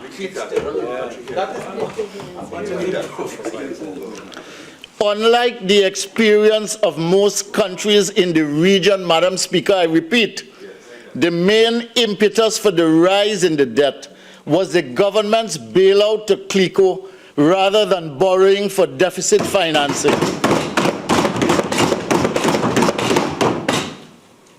CLICO, HCU, After Malcolm, there's Fremont. and 78 for contractors. Whilst government intervention helped to prevent a systemic crisis, the fiscal cost of the bailout was significant.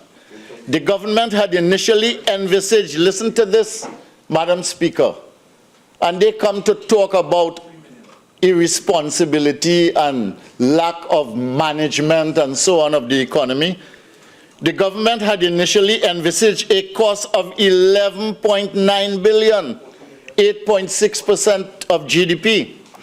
But the cost incurred as at the end of fiscal year 2012 amounted to 19.7 billion, 13% of the country's 13.5% of the GDP. And do you know what it ended up as? It ended up from 11 billion to nearly 26 billion. That is what the cost of the bailout was. And you come in here to talk about debt management strategy. When we left, the debt to GDP ratio was less than 43%. People are taking it to 70%. And I want to say, Madam Speaker,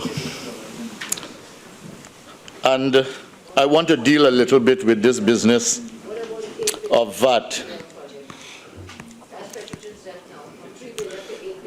because I want to say that it is clear that the position of the Minister of Finance in his presentation, the position of the Minister of Finance in his presentation is not accurate on the question of the central bank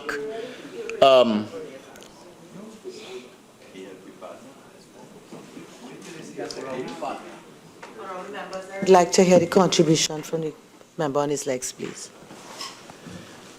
The Minister of Finance was not correct, nor was he truthful, nor did he give the proper context when he gave the situation of the overdraft of the central bank. He was not correct, nor was he truthful, nor was he accurate about the information about the Central Statistical Office and the Statistical Institute. He was not correct, nor was he accurate when he talked about the debt strategy of the government and the lack of one by the last government. And he also was not correct on the issue of revenue generation, but I will come to that in a minute. Always mislead Parliament. I want to say, Mislead Parliament. let me tell you what this VAT legislation does, which we are trying to annul, as I said, not because it is a reduction, not because we are against VAT, not because we are against anything that is positive in it, but we are against the 23,000 items that were zero rated that are now being taxed. Out of 50,000, Okay. that pharmacy in that supermarket.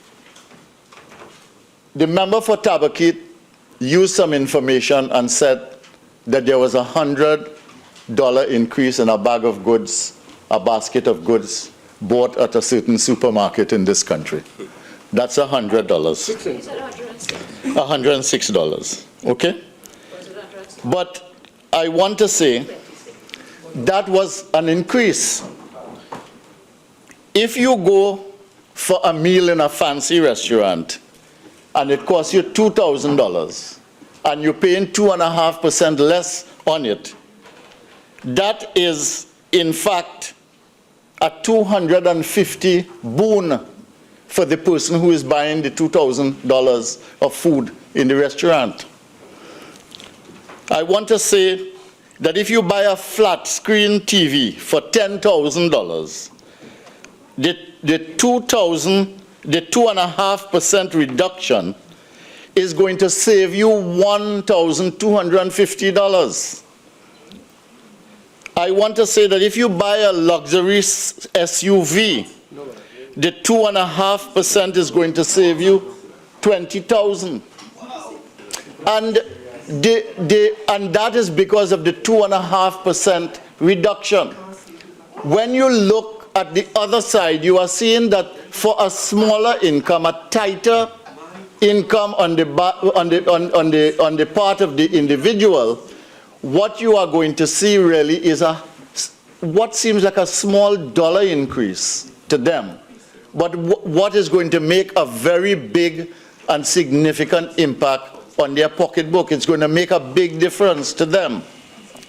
And the difference here is that in the VAT system that you have now created, those people who are doing better, who are better able to pay, are going to basically benefit from the system.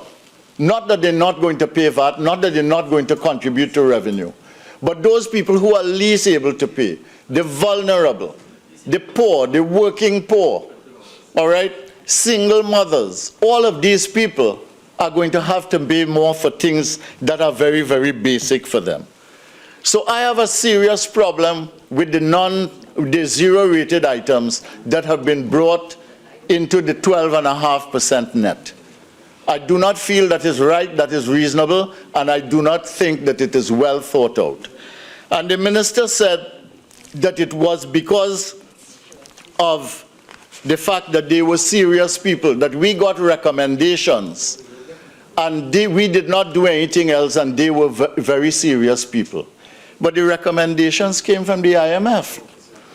And the recommendations of the IMF was about comprehensive policies, comprehensive coverage, avoidance of leakage, tax efficiency, without a concern for the impact on those least able to bear it. And we had to have considerations about how we did it. And it is easy for the IMF to say, you need this efficient policy across the board, regardless of how it hits people, and then you could deal with the vulnerable by some other policy measure. It's another thing to do it just so and drop it on them. And it was not that we did not know, or that we were not serious, or we didn't understand. It was all the other calculations, and it wasn't only about populist measures. It was the comprehensive set of policies that were necessary in a situation in which we were moving from the 4.4% decline in 2008-2009, trying to make growth happen. Creating employment. We brought unemployment down to 3.4%. Managing inflation. We brought food inflation down to its lowest ever for decades in this country. We brought inflation down in this country. Across the board, not just food inflation. All right? We basically manage this economy with all of these things, understanding that the multiple impacts and effects on people are not the same for all 103.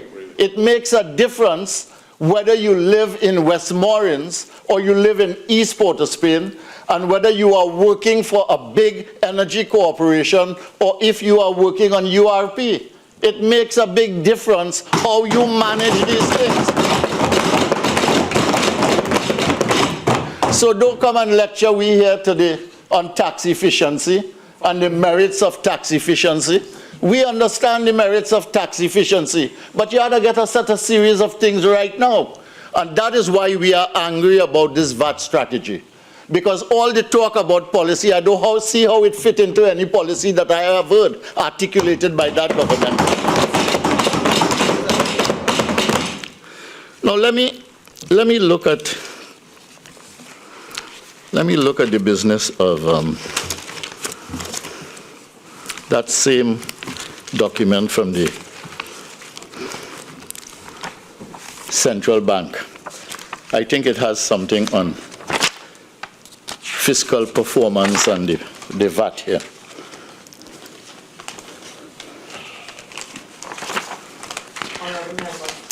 Actually, your 30 minutes have expired. You're entitled to a further 15 minutes if you wish to avail yourself of it. Thank you very much, Madam Speaker. With your permission, I'd like to go on for the further 15.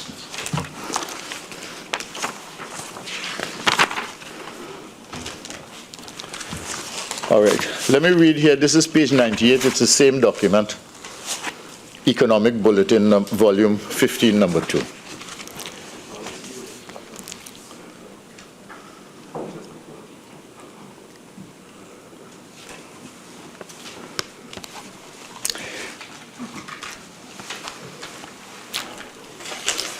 The government sought to implement measures to balance the twin goals of improving revenue collections and stimulating economic growth. This is what we tried to do. Some of the major measures are discussed in the following paragraphs. On the revenue side, the fiscal authority reviewed the tax rates and allowances to the energy sector to increase exploration and production. That is what I was talking about. All you ain't give them no incentive, all you ain't get no investment, no drilling, no nothing. And I want to say something about this. You know what we did with the energy companies? We sat down with the energy companies, mostly the Minister of Finance and the Minister of Energy. And they sat down and they said, what is the return that would make you invest? And they said, we want a return of 15%.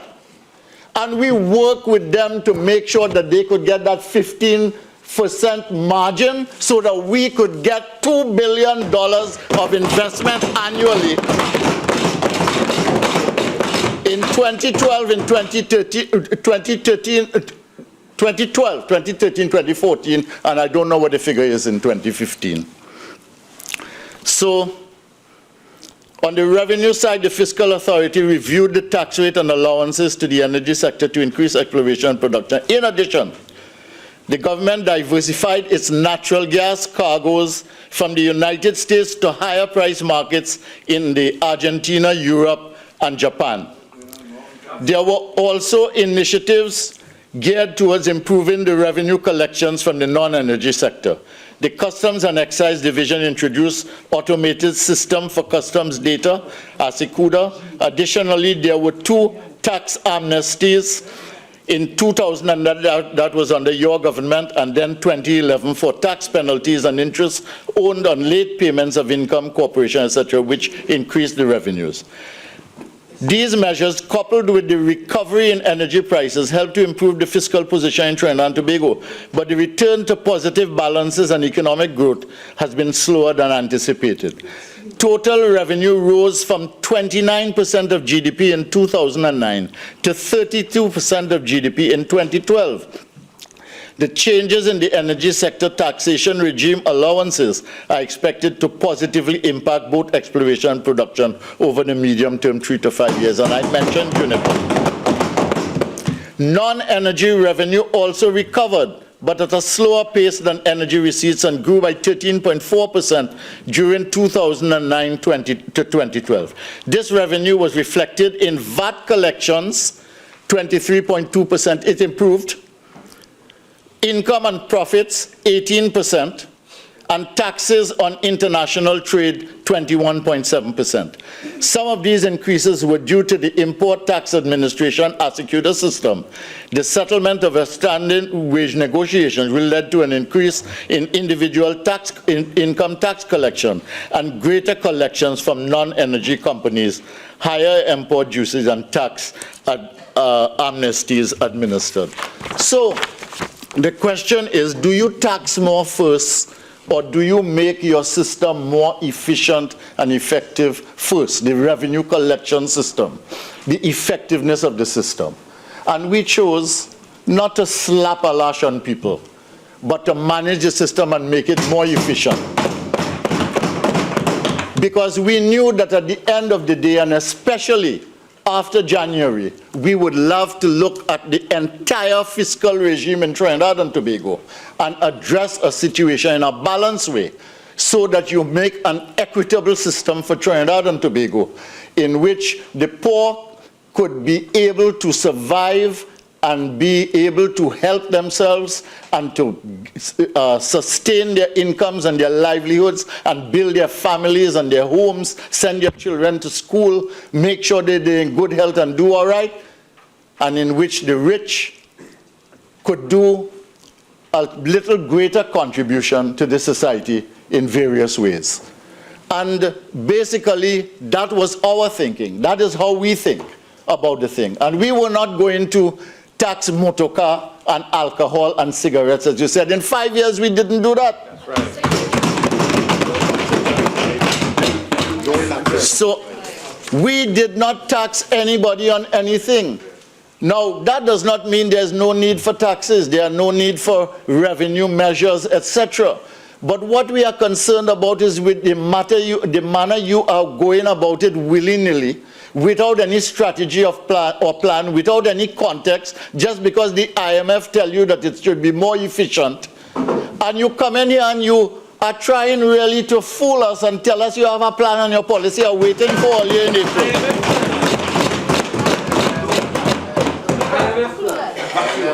IMF plan. Now, I want to say, Madam Speaker, I know I don't have much time left, but I do want to say that, you know,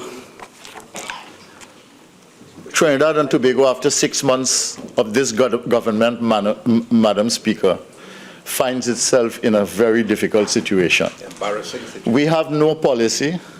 We have a lash on the poor and the vulnerable. We have no confidence in the economy by the people who are likely to invest. We have no confidence in the consumer. This situation would really be farcical if it were not so tragic, given the challenging state of affairs across the globe and here at home in Trinidad and Tobago. Government is serious business. The minister is right. Government is serious business. But they are not serious. They spent the first 4 months blaming the People's Partnership for everything under the sun, as if we were responsible for the drop in oil and gas prices in the world. And the last 2 months, as a government, you have spent defending yourself from allegations of wrongdoing.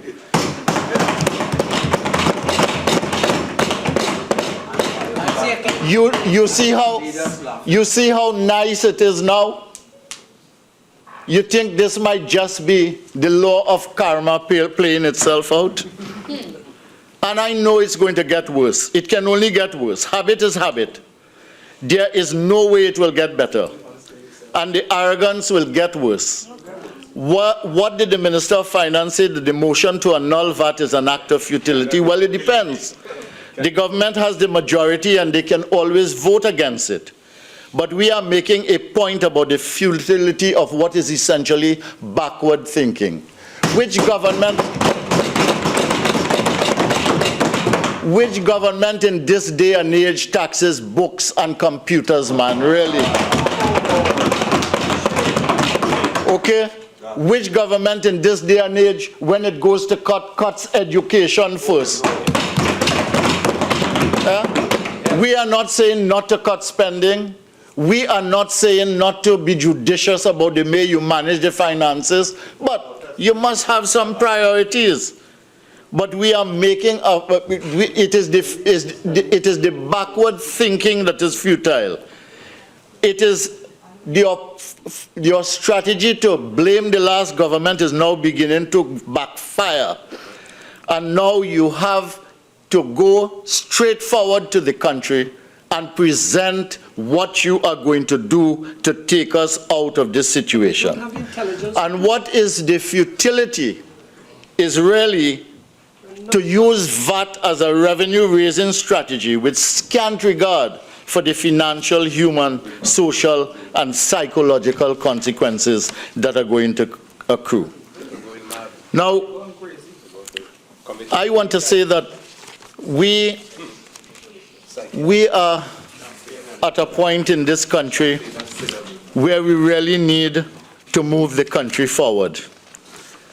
And we need policy that is equitable and fair and that has care and compassion in it.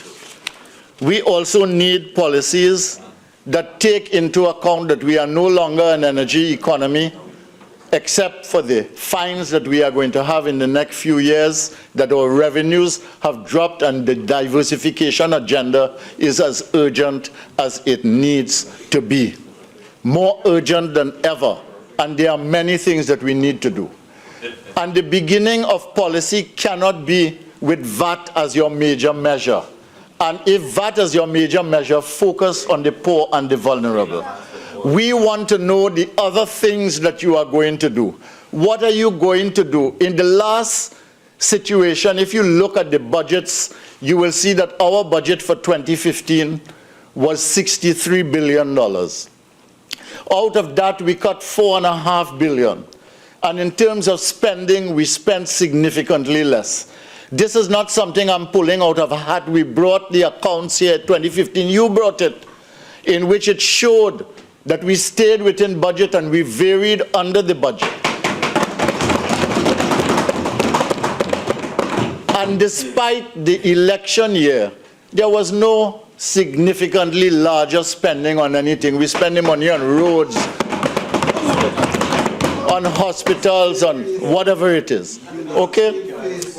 And the first thing this government should have done when it came into office was understand that if the last government budgeted $63 billion, and in January of that fiscal year they had to bring it down by 4.5, and they had to manage cash flow day by day, and the Minister of Finance had the benefit of our former Minister of Finance telling him, listen, this is the cash flow situation. This is what you have to manage. This is how you have to organize.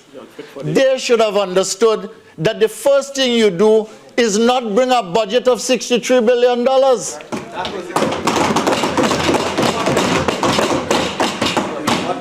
So that instead of looking at the revenue side, because you're blaming us for not implementing any revenue measures for 5 years, which basically is to say that you were against our no tax policy for the 5 years. You come now and instead of looking at the expenditure, you keep the expenditure high. And then you're looking to pressure people to raise revenue. How are you going to raise $6.7 billion of revenue on food? 2 minutes. That's not possible, man. That is not possible. And remember, you are losing revenue in a consumer skeptic kind of environment, even from the luxury items. No economic activity. You know? And you have brought this economy to a halt. Screeching halt. Okay? So, listen, I want this government to understand that they cannot misinform their way out of this economic and financial crisis.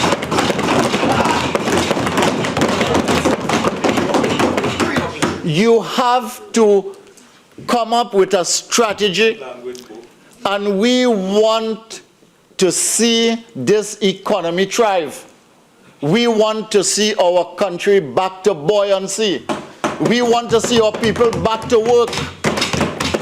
We want to see inflation managed. We want to see unemployment down. We don't want to see workers going home. And the only way you can have that is from a buoyant industry with consumer confidence, business confidence, investor confidence, investment in the country. And we want to see that. And do the strategies that you think are necessary within your range of understanding of policy to do that. Don't come here and tell us to support this backward policy of oppression against poor and vulnerable people in the society.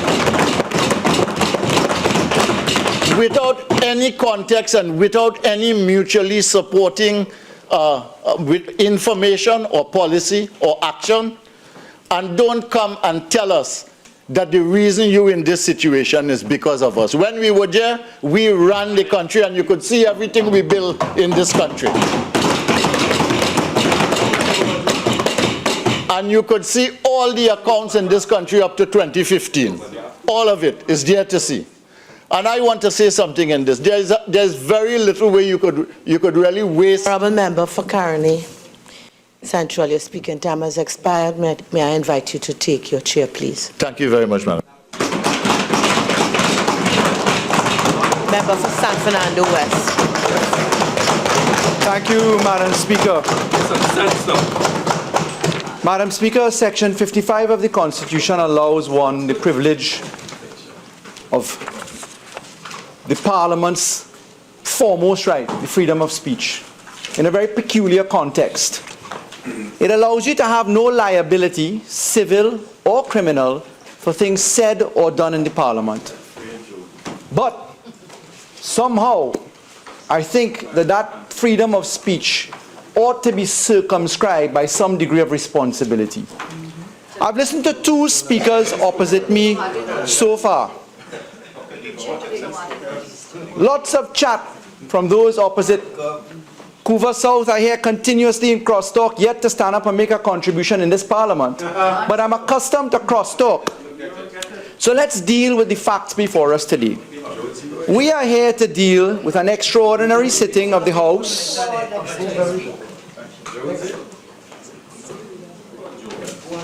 Honorable members, could we please have some silence for the member to make his contribution, please? Proceed. Thank you, Madam Speaker. We're here to deal with an extraordinary sitting of the House.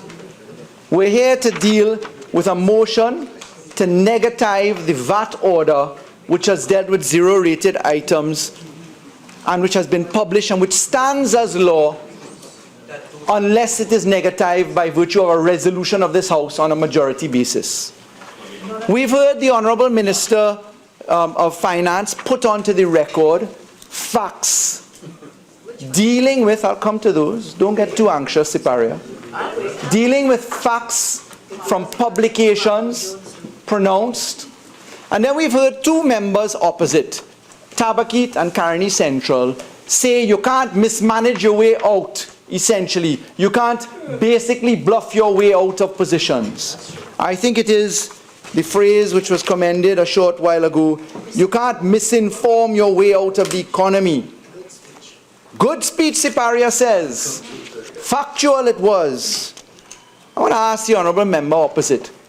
When you stand, Honourable Member for Caroni Central, and you say to people, a man who buys a television for $10,000 at 15%, dropping it down to 12.5%, you are going to have a savings for that television of $1,020. Death thumping opposite. Fact. Let me deal with some facts opposite. Honourable Member for Caroni Central was in charge of some serious portfolios. 15% VAT on $10,000 is basically worked out as follows. 10,000 multiplied by 1.15 and you get $11,500. 12.5%, you take 10,000, you multiply it by 1.12%, you get $11,200. The savings, my dear friend, Honourable Member, is $300. You made a mistake. I'm glad you admitted you made a mistake. Because none of your colleagues opposite seem to appreciate the mistake. Members, I'm on my legs. Continue, Member for San Fernando West. So the fact is that the...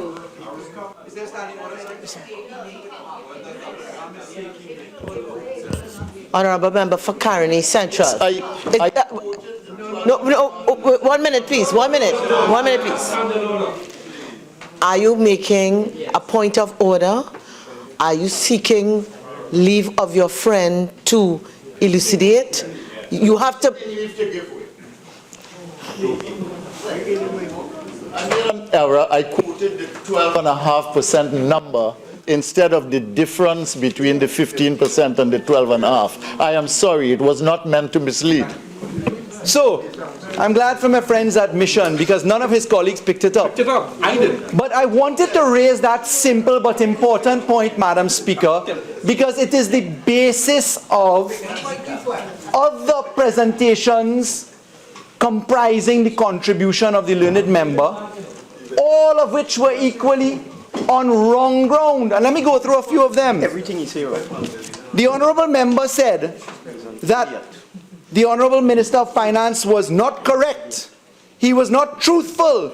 He was not truthful about debt strategy, about the CSO, about revenue generation.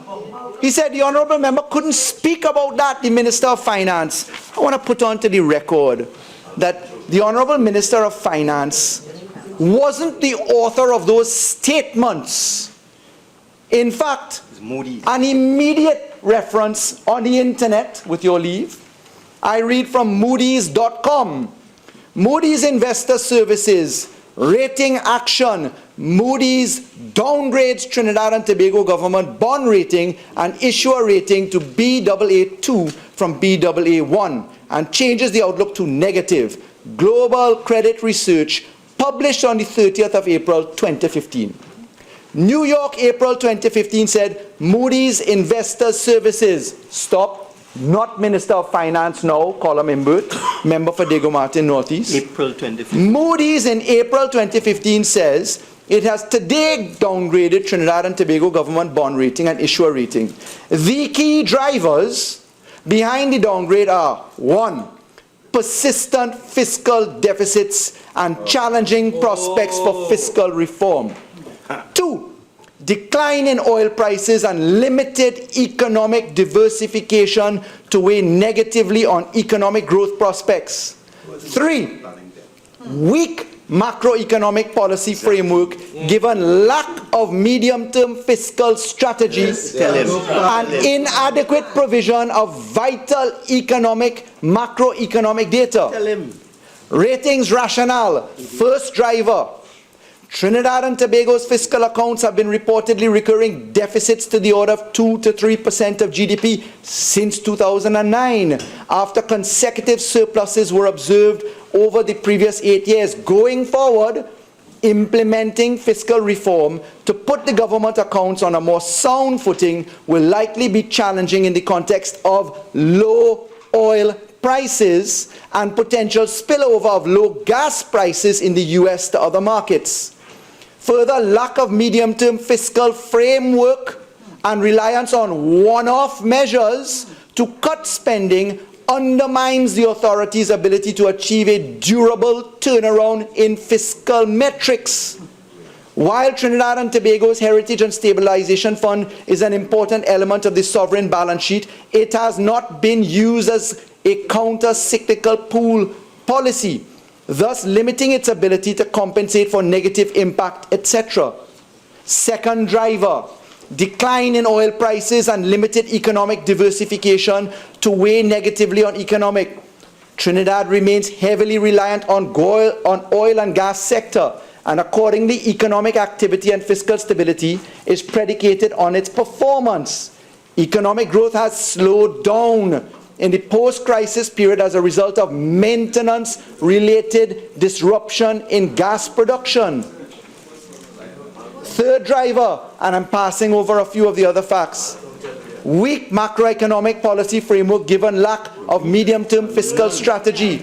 Trinidad's institutional strength is assessed as moderate based on World Bank governance indicators. However, its macroeconomic institutional capacity, including fiscal and monetary policy frameworks, are weaker than those observed in several other investment-grade peers. Could I seek your guidance on 4410? Please.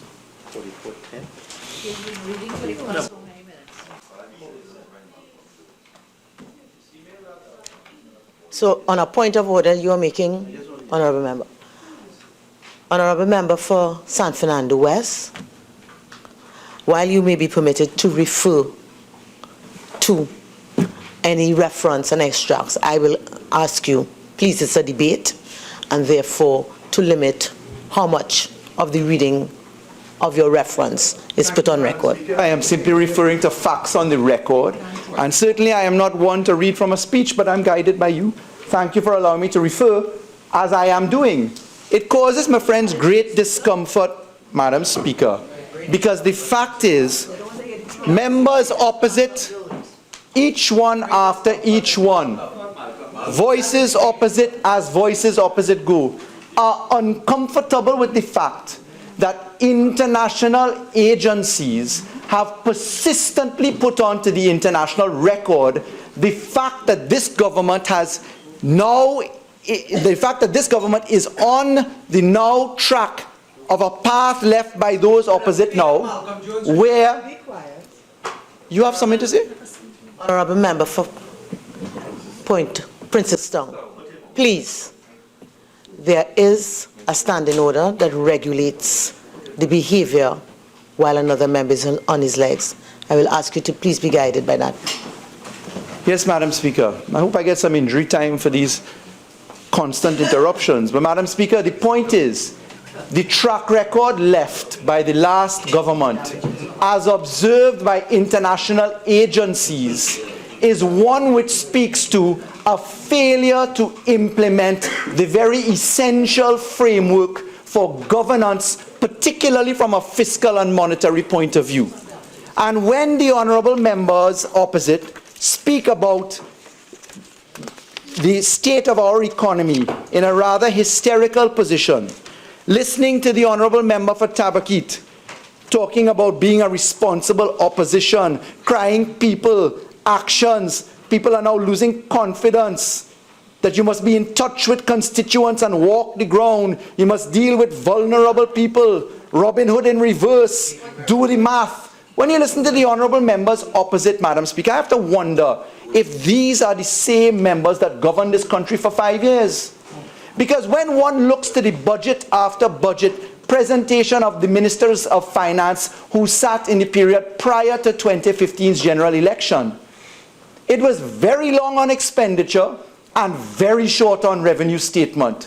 What was the sterling contribution of Caroni Central? 5 growth poles.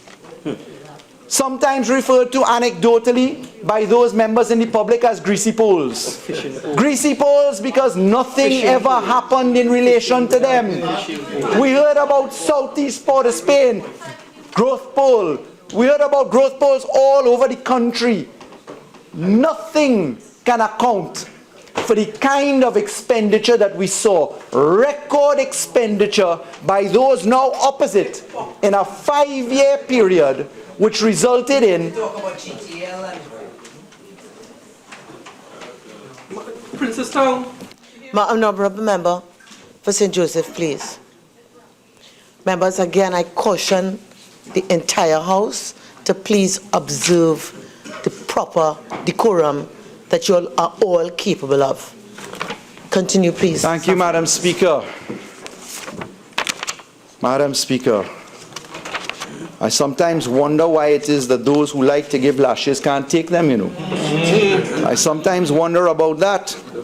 We heard the honourable member for Caroni Central say the first thing that the new government should have done is to cut expenditure. Coming into its position, the first thing that they should have done, I don't know what Siparia is talking about Speedos about, huh? I'm a little uncomfortable about her references. But anyway, I'm a happily married man, Siparia. But anyway, Madam Speaker, I would like to say the first thing that the recommendation to this government was, coming out of the lips of Caroni Central, was cut expenditure. The budget was $63 billion. He said cut expenditure. Does he remember that Siparia, sitting as the Prime Minister, lamented that expenditure could not be cut because nearly 80% of the government's budget was on salaries and recurrent expenditure? Is the prescription by those opposite, yes, Madam Speaker, that you must fire the workforce in Trinidad and Tobago? Because if you're cutting expenditure on your budget, you are essentially saying cut from either your public sector investment program or cut from recurrent expenditure. So we heard Tabaquite speak about, taxes on cigars. Honourable members, again, I caution you all with respect to silence while the contributions are being made. Thank you, Madam Speaker. We heard Tabaquite speak about taxation on cigars, on alcohol, and on motor vehicles. We heard Caroni Central talk about cutting the budget. He said, essentially move it down from $63 billion. That's the first obvious thing to do. Send home people. He did not say, don't adjust your PSIP spending, because that is how one stimulates the economy and allows it to grow and create sustainability. Instead, cut. I'd like to ask the honourable members opposite, where were the cuts coming from? Recurrent expenditure? Jobs? Madam Speaker, I heard the honourable member say that the Minister of Finance last, Larry Hawaii, excuse me, I heard the members opposite say that Mr. Hawaii came to Minister of Finance and gave certain information. He said that Minister Imbert was the beneficiary of information and that there would have been $13 billion that would have come in. He said 1.5 billion from the IPO at Phoenix Park. He said 4 billion from TGU. He said 6 billion from taxes by September. He said 1 billion on a loan. He said 500 million on another loan. He said total 13 billion. And he said you would have had a $9 billion overdraft, which he admitted to running up to the max, but you would have had $4 billion extra. I would like to tell the Honourable Minister that ABC, Sesame Street approach to dealing with the finances of Trinidad and Tobago is probably exactly why we ended up in the situation we're in. Because it does not account for expenditure on a regular basis at $5 billion a month when the overdraft is supposed to be used for expenditure on a continuous basis. Nor does it factor the obvious warnings of Moody's, of the Central Bank of Trinidad and Tobago, of Standards and Poor's, which all said that the energy prices were going downward and that therefore you would have a loss of revenue. But more importantly, it is so infantile in its approach, most respectfully, that it does not even take into account the $4 billion that the Minister of Finance told the Parliament today that the member for Siparia committed by way of short-term borrowings. $4 billion on a 6-month rollover to be paid after the election. Another $4 billion in back pay due and owing. So where was the revenue supposed to come from? How were we supposed to deal with that? Where, using the logic of those opposite, is the money supposed to come from? You know, they say one thing and they do another. They stand opposite now and they're talking about, tell us about revenue, tell us about plan, tell us about what you're doing. I'd like to tell you, Madam Speaker, that in making the alignment of portfolios down from 33 ministries to 23 ministries, preserving those who we inherited as employees of the ministries, that we have achieved massive savings in expenditure. Secondly, Madam Speaker, I would like to say that the elimination of corruption, mismanagement and wastage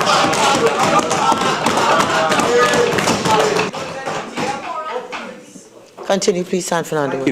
the elimination of corruption, mismanagement and Madam Speaker, Princess Town is at it again. Member of Princess Town, please don't have to invoke the relevant standing order. Madam Speaker, I'll say it again because it causes discomfort. Elimination of waste, mismanagement and corruption. For instance, Madam Speaker, when one spends $1.3 billion on legal fees in outsourced external arrangements, when one spends $45 million on legal fees in pursuing one claim, and where one cannot even file evidence in support of the claim, where it is suppressed by the attorneys at law on record, Make a jail. in circumstances amounting to a potential breach of the Legal Profession Act, breach of legal obligation. Members, this is the last time I'm going to warn members with respect to the persistent crosstalk. On the next occasion, I'm going to name the offending members. Thank you, Madam Speaker. When one spends $45 million across 5 lawyers only, one of whom has totaled in monies received and monies outstanding, one man, $90 million in legal fees, that for me is something to be attended to. Good Lord. Madam Speaker, those opposite certainly want to misrepresent facts. We heard them speak over and over again, books. How could you tax and put a VAT, a value-added tax on books? I want to make it pellucidly clear for those who are willing to listen, certainly those who can't read, that goods and services exempted from VAT include books.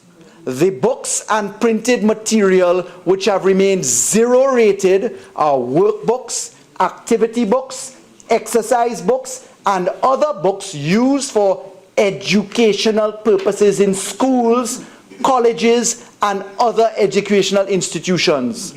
Other books and printed materials such as newspapers, magazines, photograph, and stamp albums will be subject to VAT.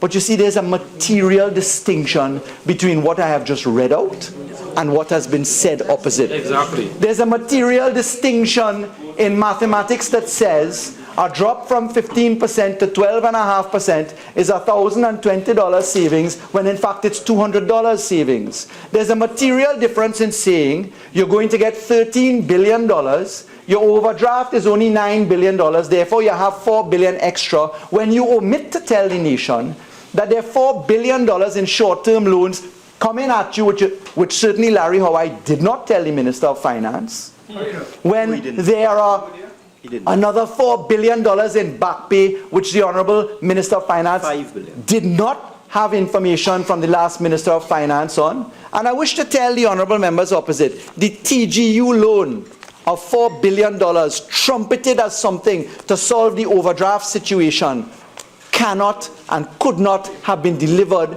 prior to September 2015 because the legal work behind the transaction had not even begun. And anybody in the Attorney General's office who was paying attention, as clearly did not happen in the last 5 years, would have known that, because an Attorney General's opinion is required in relation to the matter. But I am told that neither of my predecessors attended office on a regular basis. And when I hear the Honourable Member opposite tell the country that they attended to temporary workers and that contract workers were being attended to, I want to know what happened to the Ministry of the Attorney General and Legal Affairs as it is now comprised. Because in my ministry, the Attorney General's ministry, I inherited 300 ghost workers. In my ministry, there are people earning contract positions or unestablished positions doing the same job with a salary disparity of $9,000 to $13,000 difference between them. And it took this administration to take the steps to quantify it, to meet threatened litigation by contract workers in the Ministry of the Attorney General, to say to them, don't sue the government for inequality of treatment, let us treat with the issue together. But none of that was said. I want to tell you something that also was not said, Madam Speaker. We did not hear, we heard earlier that the economy is crashing to a halt, circulation problems, we're not seeing any money flowing through the economy. What are we to do? Pay bills the way the last government left them? We were told, and we heard a long song and dance in the public about the highway to Point 14. We warned the then government that the highway to Point 14's contractor was in receivership and bankrupt in Brazil. We warned them that the project was in trouble. Did they listen? Where is the project today? Contractors have not been paid by the main contractor.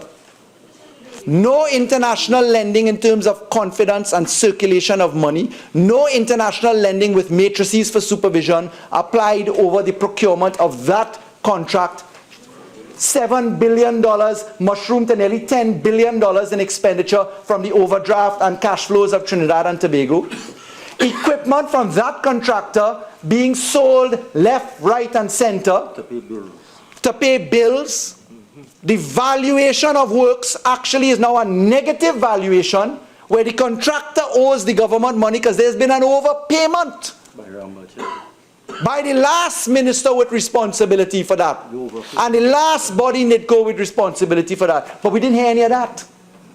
And you know what else we didn't hear, Madam Speaker? We didn't hear that bills presented to the tune, for instance, in CPEP, $164,453,657.58. Let me give you an example of the kind of bills to be paid. Building houses. Right? CPEP is now a major contractor, as it turns out under the last government. CPEP building houses. What? Yes. CPEP building construction projects. Box trains. Bills presented to CPEP look like this. Bill from CPEP to Ministry of National Security. Listen to this one. Here's a description of works. Ground maintenance services, landscaping services, month of August, $70,000. That's it. They don't say where. They don't say where, who, what valued, what happened, nothing. And you add that up and you multiply it across 33 ministries and you end up across 1, 2, 3, 4, 5, 6, 7 institutions alone that public utilities has to manage. You end up with $652 million, nearly 2/3 of $1 billion. No details, no valuation, no quantification. So really, a responsible government, we heard you say about a responsible opposition. A responsible government is supposed to close your eyes, hold your nose, and spend money. $650 million. Don't worry to check about it. Trust me. Trust me the way I trusted you on Life Spot. The poor man we heard. You had to be in touch with the constituency. Where was that advice when helicopter was flying up and down, left and right to Tobago? I understand there was a wedding in Tobago in the last 5 years that half the cabinet then went to, and the NOC helicopter, I'm told, was flying up and down guests to the wedding, you know. You want to ask question? I understand that. And I would like to tell honorable members opposite, when Bharat go in to weddings, $300 TT is not a hard reach for members opposite on the government right now to pay for your return ticket, because when we left our retreat, there were refunds back to the government of Trinidad and Tobago because we underspent. Exactly. That's right. There was no alcohol. There was no partying. There was no lavish features. There was a return of money. The staff was in shock. In shock, Madam Speaker. So, Madam Speaker, you know what I also found a little interesting? They talk about transparency. They read out central bank positions. You know what I found very interesting? There's something called the IMF Article 4 consultations. You ever heard about those, Madam Speaker? All right. The IMF Article 4 consultations are traditionally held every year. Right, Naparima? Every year, as you say. You know that, I know that. Why? Because they keep a watch on everyone around the world. A little external guidance is sometimes interesting. Good to hear what others have to say. Whether they're talking about the way you look or not. As some people seem to be interested about more than anything else. But when you get down upon these lines, you get past appearances, and we get down to facts. The IMF is supposed to come and visit us every year. Listen to this one. Listen to this one. The last Article 4 consultation between the Executive Board of the IMF and Trinidad and Tobago, the last consultation was concluded on April 1st, 2014. Cabinet by minute 2064 of July 24, 2014 noted that the IMF had come with a consultation and noted some observations from the IMF. in the near term and recognizing that severe data limitations make any assessment challenging, numerous signs point to a need to soon tighten the macroeconomic policy stance. The cabinet under Kamla Prasad Bisesa, member for Siparia, noted that. The cabinet noted Trinidad and Tobago is finally embarking on sustained growth, but diversifying the economy base remains the most critical medium-term challenge. The cabinet noted the government would need to build on recent successes in implementing structural reforms to unlock the full growth potential. Honorable Member for San Fernando West, your speaking time has expired. You are entitled to 15 more minutes if you wish to avail yourself. May I please avail myself of that 15 minutes and any injury time you wish to add to that, Madam Speaker. As we hear noises from way down on the bench from Oropuch East, far down the road from where he was. But anyway, Madam Speaker, so we heard that the consultations were held in 2014. Much to my surprise, Madam Speaker, do you know that the last government held no consultations in 2015? They defer it. Do you know that they deferred the IMF consultation to 2016? But they're afraid. And one has to ask the question, why, pray tell, would a government as supposedly transparent as the last government was, transparent about life sport, transparent about public utilities, transparent about price indexes, transparent about revenue growth and creation mechanisms, transparent about data collection, transparent about macroeconomic and fiscal measures? Why would a government as transparent as that have a problem with the IMF coming to do its annual review of Trinidad and Tobago? They were afraid. The only conclusion that someone can draw, applying reason to that, is that there was something to hide. Yes. And what I can say, Madam Speaker, is that I heard the Honourable Member for Diego Martin West today, speaking at the Transparency International Institute, say something. He said that at school, as young boys are wont to do, there's sometimes fights.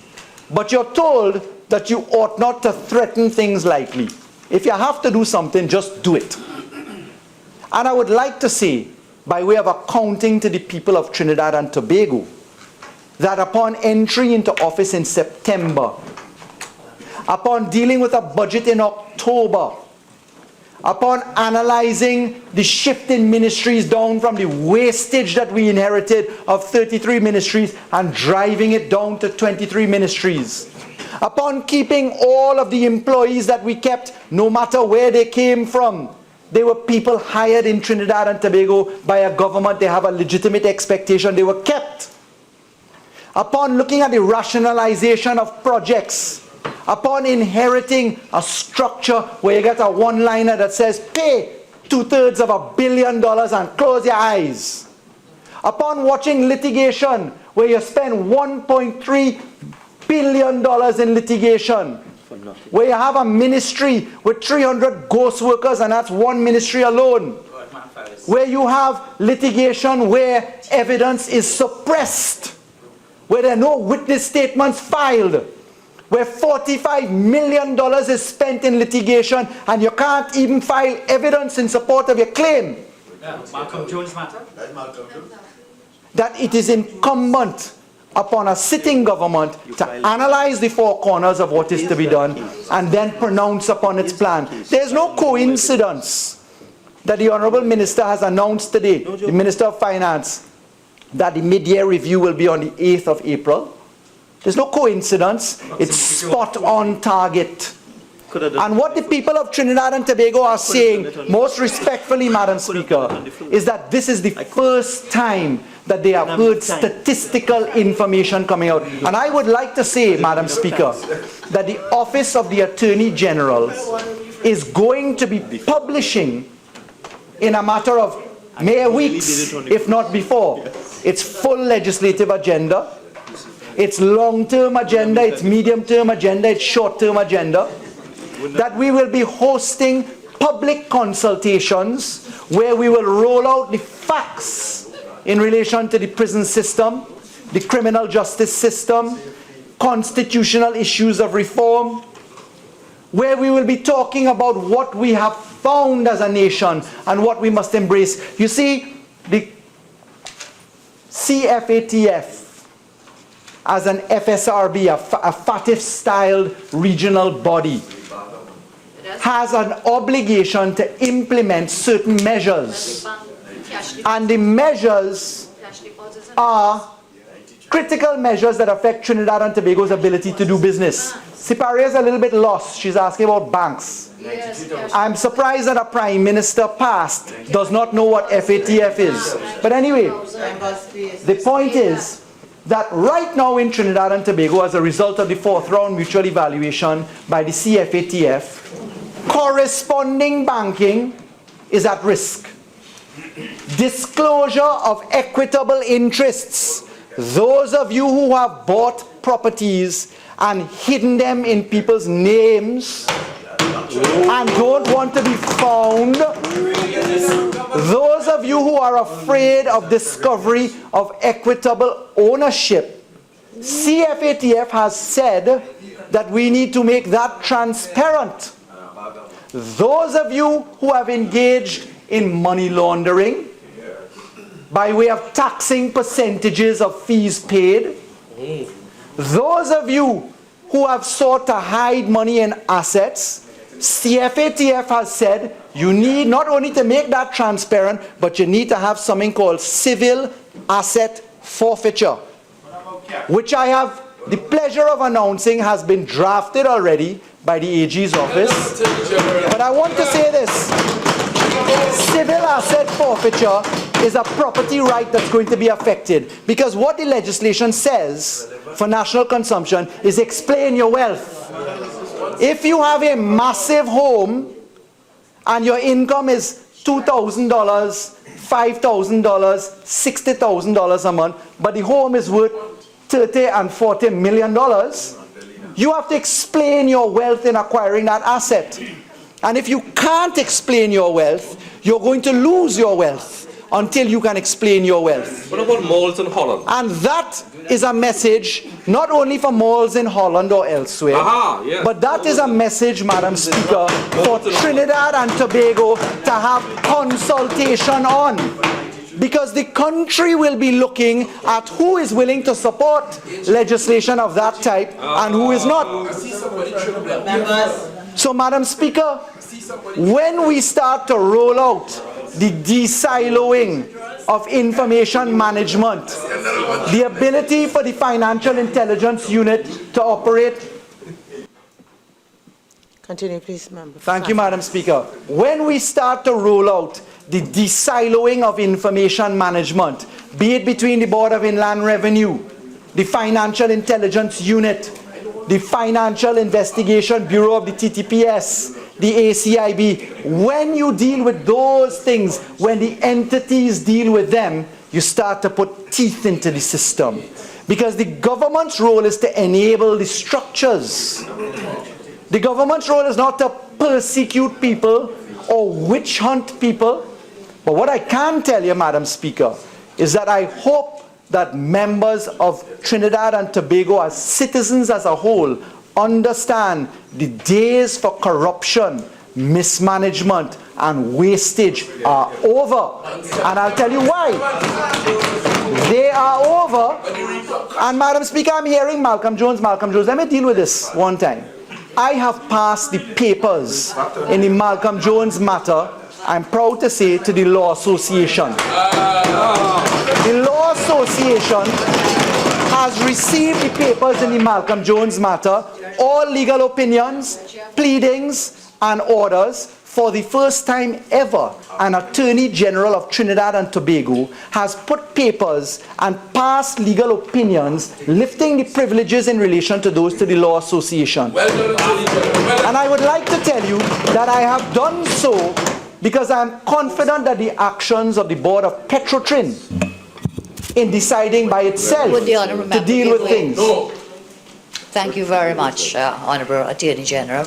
Would you also be prepared to pass those documents you've given to the Law Association to send them to the Integrity Commission?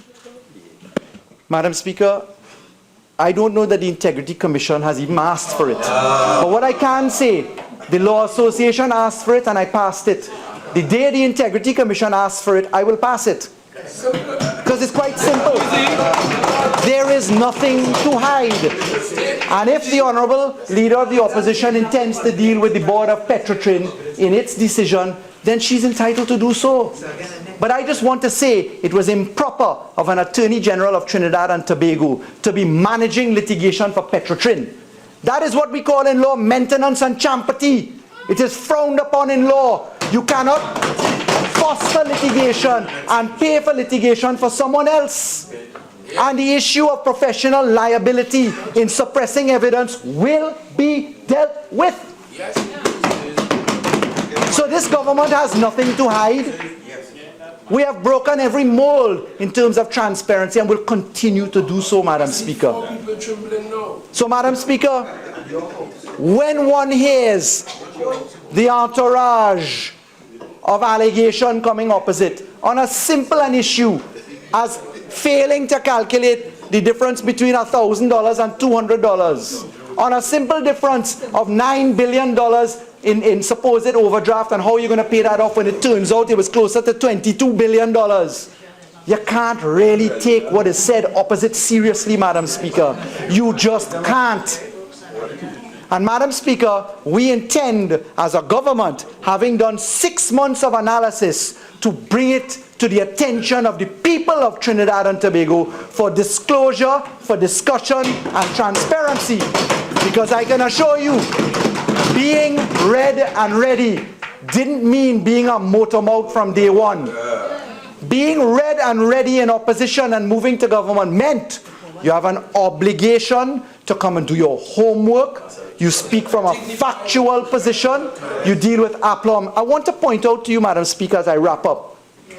As Attorney General, I have failed to call a single name of a person in receipt of legal fees.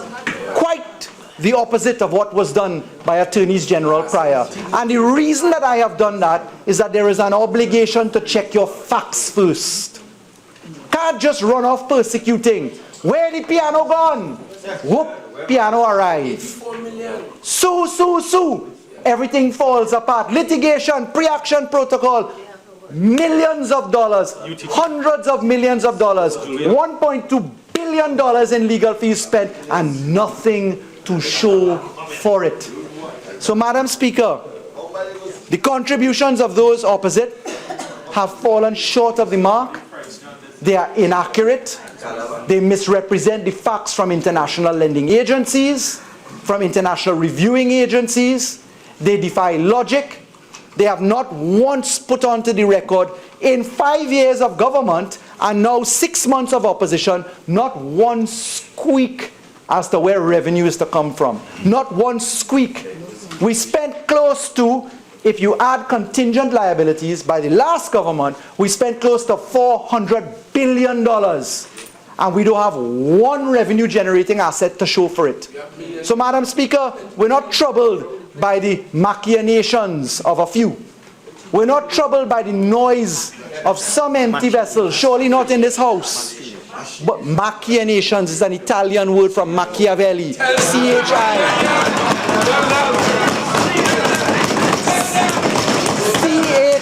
is pronounced chi in Italian, Machiavelli. So, Madam Speaker, it is important that we get things right. Be it mathematics, be it pronunciation, be it intention. The country shall have confidence in management because there is a collaborative approach with full transparency. And I thank you for the opportunity to contribute. Members, it's 4:23. Might I suggest we suspend now for half an hour and we return? No.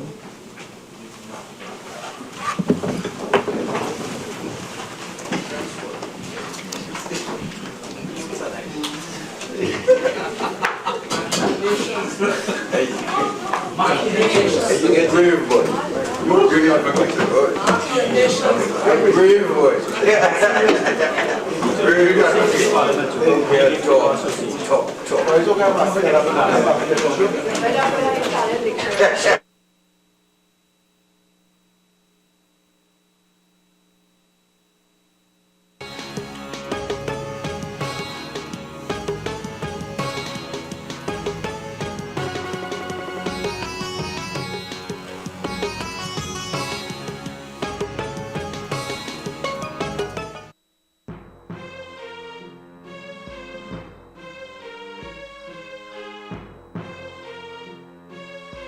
You're viewing the Parliament Channel 11, also broadcasting on 105.5 FM.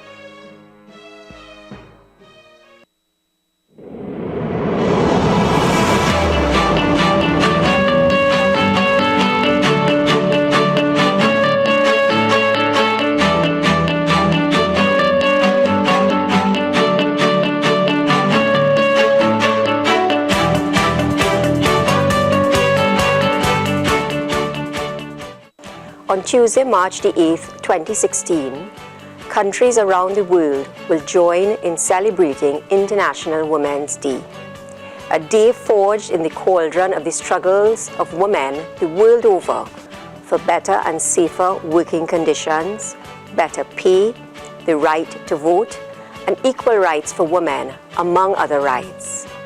On this day, men and women join together in honoring those who have struggled for change and improvement in the lives and the affairs of women.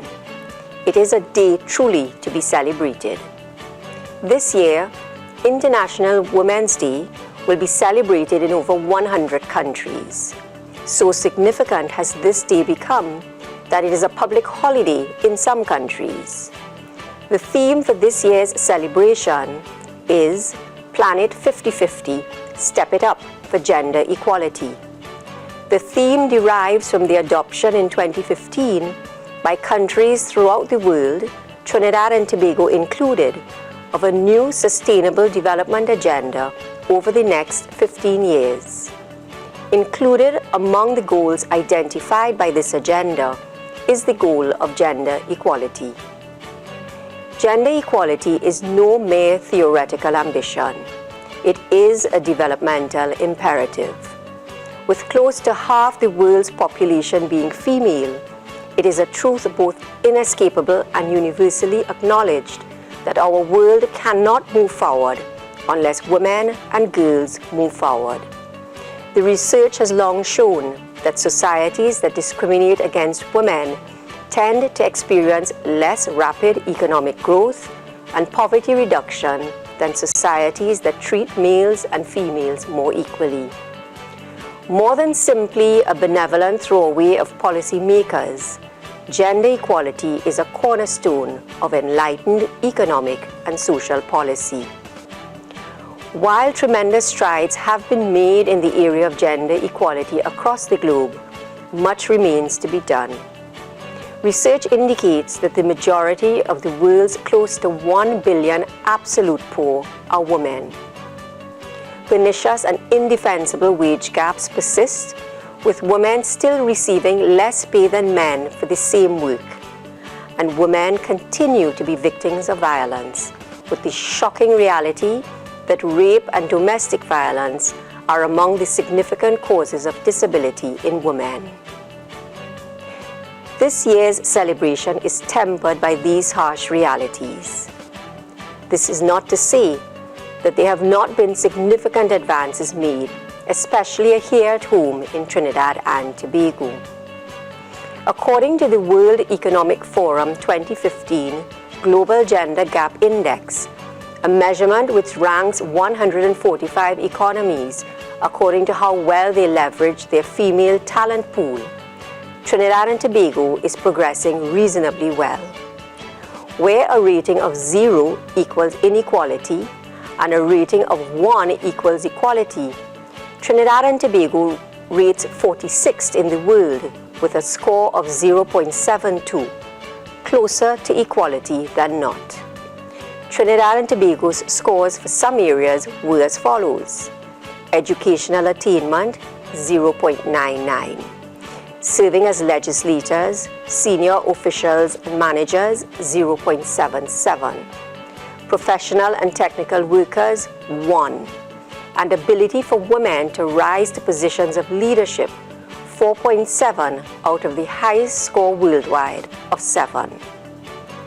Insofar as concerns women's ability to rise to positions of leadership, it cannot escape notice that in our Parliament there are now 2 female presiding officers, and that both clerks of the House and Senate are female. Nor can it be forgotten that in this country there was recently a female Prime Minister.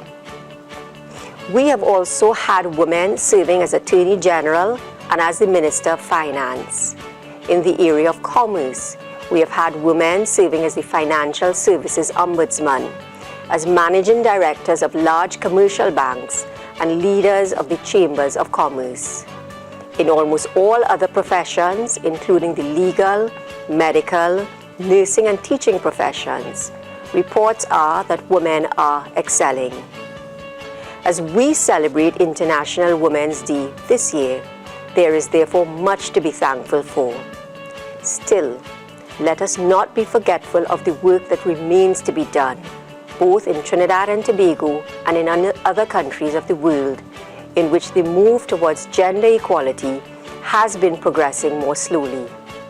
Let us ponder carefully the theme for this year's celebration, and let us all, men and women together, recommit to its ideals. Let us avoid the evil of complacency.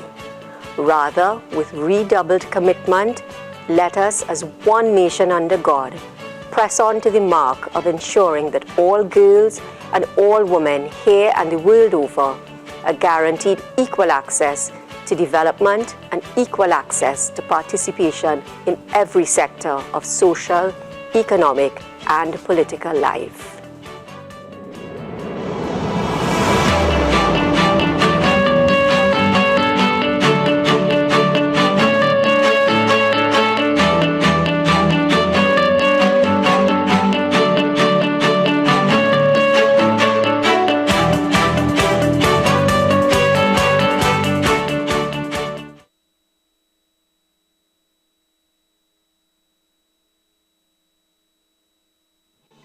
From United Nations Television, this is UN in Action.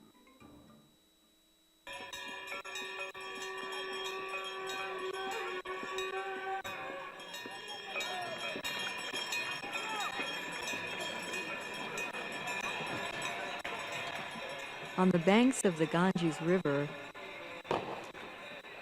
women pray to the gods in the name of good health and prosperity for their husbands. Being a widow here is like a death sentence. In some parts of India, widows commit sati, throwing themselves on their husband's funeral pyre in an act of self-immolation. No woman will do that, leaving her children behind. Dr. Mohini Giri is a human rights activist. She labored for 4 decades, fighting for these invisible, forgotten women. There was one widow who was lying dead on the streets. And the vultures were coming and eating her flesh, dogs were coming there, and the people were walking past it and nobody was caring even to pick up the dead body. And that really shook me absolutely. In 1829, sati was banned by the British. But even though it was banned, it still happens in some areas. A temple was even built in the name of one such woman. Priest Ajay Tewarie guards the temple around the clock. People keep coming from far and near to visit the temple every day to get a glimpse. While women committing sati are considered goddesses, living widows face widespread discrimination, says Dr. Giri. More than 16,000 of them settle in Vrindavan, secluded and obedient to customs relegated for widows. They wear white, cut their hair short, and eat only once a day. Many stay alive on bits of food and a few daily rupees they may get from singing.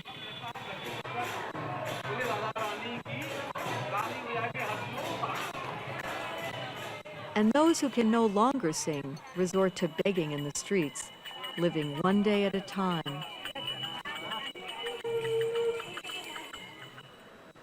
Haunted by the image of the dead body in the street and determined to help widows, Dr. Geary traveled the world raising funds. In 2008, she built an ashram, or shelter for widows. What am I trying to achieve? To give dignity in death to these women, to give them a healthier life. Women are now totally empowered. The ashram, also located in Vrindavan, is home to some 500 widows, including Kamla, widowed for 40 years. It looks nice. We get to eat and drink. Everybody lives together here. And to raise awareness of the plight of widows worldwide, Dr. Geary and others appealed to the United Nations for 10 years. In 2010, the UN declared 23rd June as the International Day for Widows. For the whole world, so that this lot of widows who have been neglected so far can also come into some kind of a focus. But Dr. Geary says there's still one thing she must do. Change the mindset of man that they should not look down upon these widows. For now, Kamla is content on settling for inner peace and spending her final days at Dr. Geary's ashram. When I get sick and my hands and feet stop working, I will live and die here.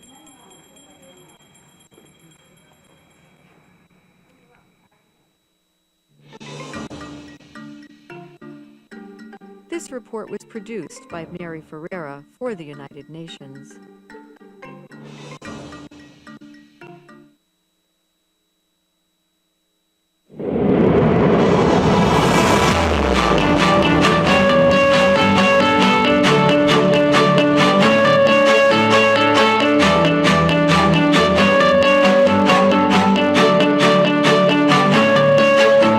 The Honourable Ayanna Webster Roy first entered Parliament as the elected representative for Tobago East following the general election of September 7, 2015. She was appointed Minister of State in the Office of the Prime Minister on September 11, 2015. Mrs. Webster Roy is a member of the Public Accounts Committee, the Public Administration and Appropriations Committee, the Committee on Energy Affairs, the House Committee of the House of Representatives, and the Standing Finance Committee of the House of Representatives.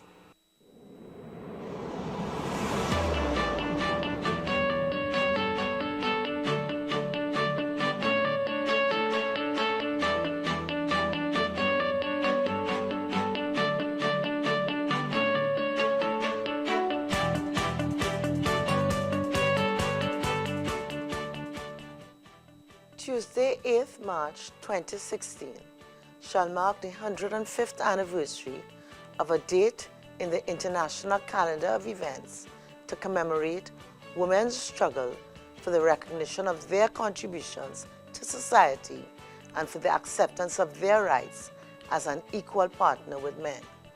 It was a century ago that over 1 million inhabitants of 4 European countries, Austria, Denmark, Germany and Switzerland, took to the streets in rallies campaigning for women's rights, the right to work, the right to vote, the right to hold public office, and for the end of all forms of discrimination against women.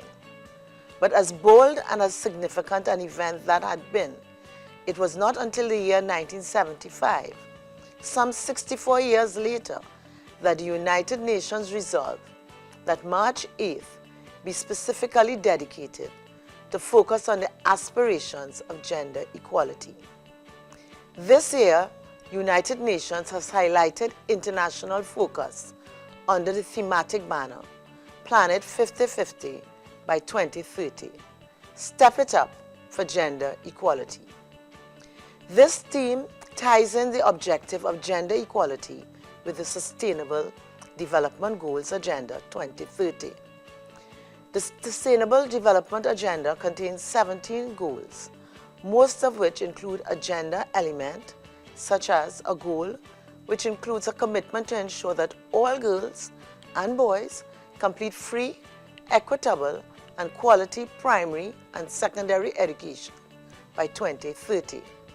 But SDG 5 is described as a standalone goal, which deals exclusively with the issues specific to women and girls, with objectives such as to ensure that all forms of discrimination against all women and girls everywhere are eliminated by 2030, to ensure that all forms of violence against all women and girls in public and private spheres, including trafficking, sexual exploitation, and other forms of exploitation, are ended.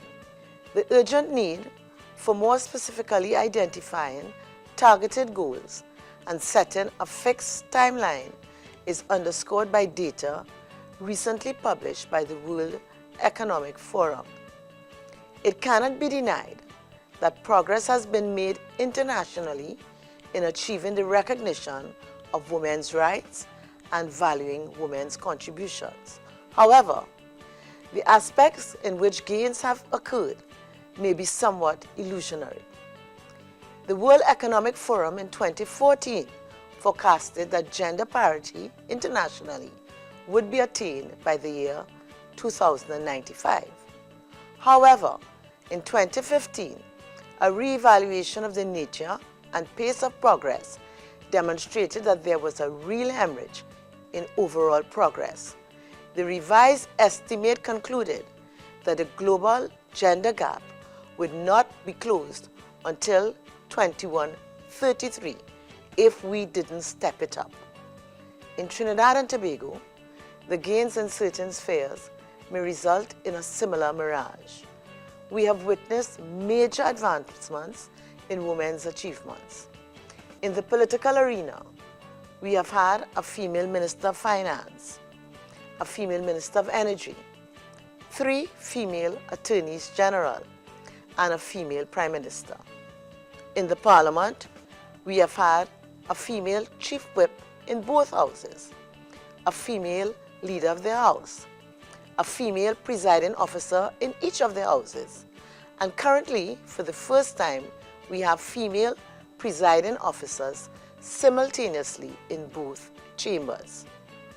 In education, the progress of women and girls, surpassing that of their male counterparts, is well known.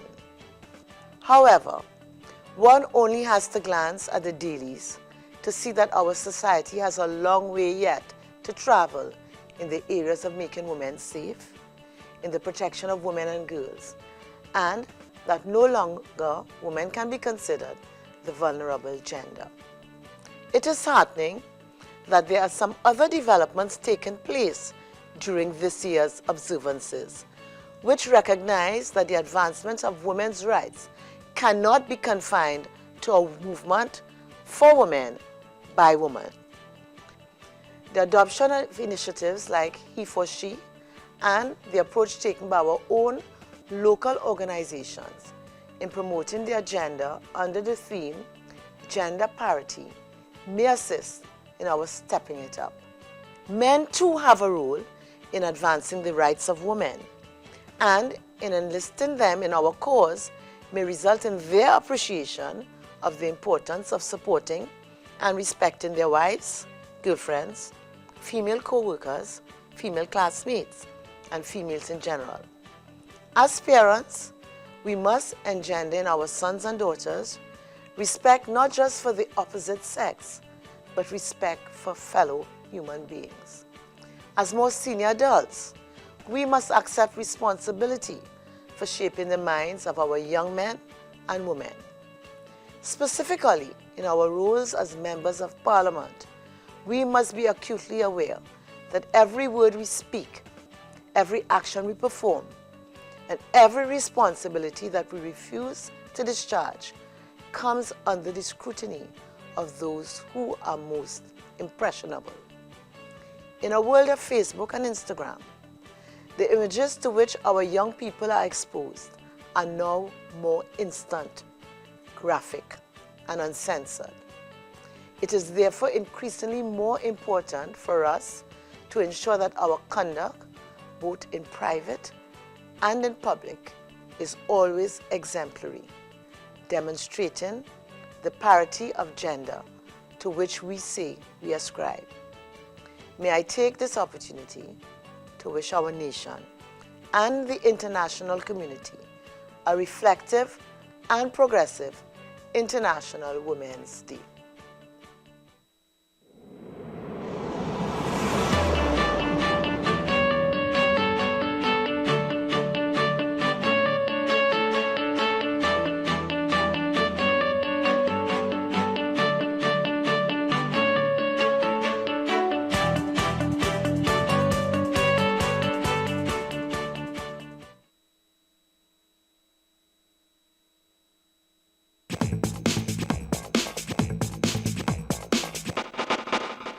I'm currently an upper six student of St. Joseph Convent, Port of Spain.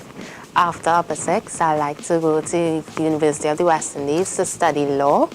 One of my most enjoyable experiences would be meeting new friends, making new friends like myself, new young people, meeting new young people.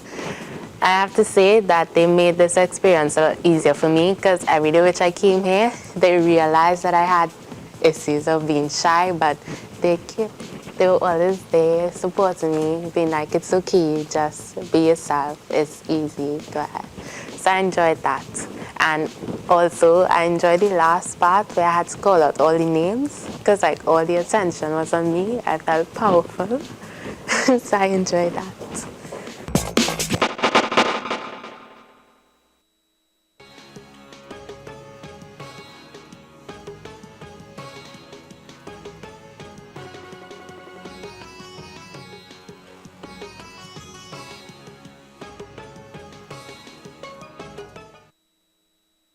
There is a direct link The member for Shogunas West stated that with age, children, appropriate legislative. After 2008. Thank you, Madam Speaker. My name is Alyssa Garcia and I am from Cohen Hamilton Secondary School. The portfolio that I have chosen was the Leader of the Opposition. Cohen Hamilton is represented by Alicia Garcia and Laurelie Ali. And Laurelie will also pick for Alyssa. Leader of the Opposition. Leader of the Opposition. I am thrilled about the role of the opposition leader. Member for Tabaquite. And the preparations that we have gone through within the past week or so, like the oratory skills, debating skills, not forgetting Miss Catherine Gordon and her etiquette skills. Today we're going to look at image, particularly dress, and we're going to do a bit of etiquette, and then we're going to look at civility. It was quite exciting and informative. We are here because we were invited, we're not storming. This is storming. And after we discussed exactly what we had to do and anticipated what was going to come. The key practice. Now, and what if a teacher doesn't favor a child and continuously tortures this child? Was quite anxious. What I was thinking was, oh my God, could we pull this off for Monday? Is this possible? Because it's just like 2 persons from each school. And I was like, could we pull this together? On Saturday, after I walked through the process together with my colleagues, we discussed exactly what we had to do and anticipated what was going to come on Monday. As the leader of the opposition, on the day of the final debate, anticipating the debate, I know it's going to be tense and it's going to be really exciting and I can't wait. Madam Speaker, I beg to move the following motion standing in my name. Whereas in 1991, Trinidad and Tobago ratified the United Nations Convention on the Rights of the Child, and whereas Article 19 of the Convention on the Rights of the Child. After tabling the motion and I did my first presentation, I felt confident that we could do this, we could pull this off. We maybe cannot get all the government colleagues, all the government members to agree with us, but we could still bring out our points and set the motion.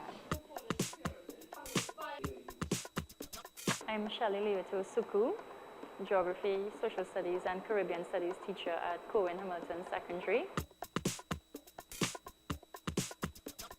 Lisa was selected to participate in the parliamentary debate because she participated in the past in debate competitions, and last year she was awarded Best Debater at the RBC Young Leaders Debate.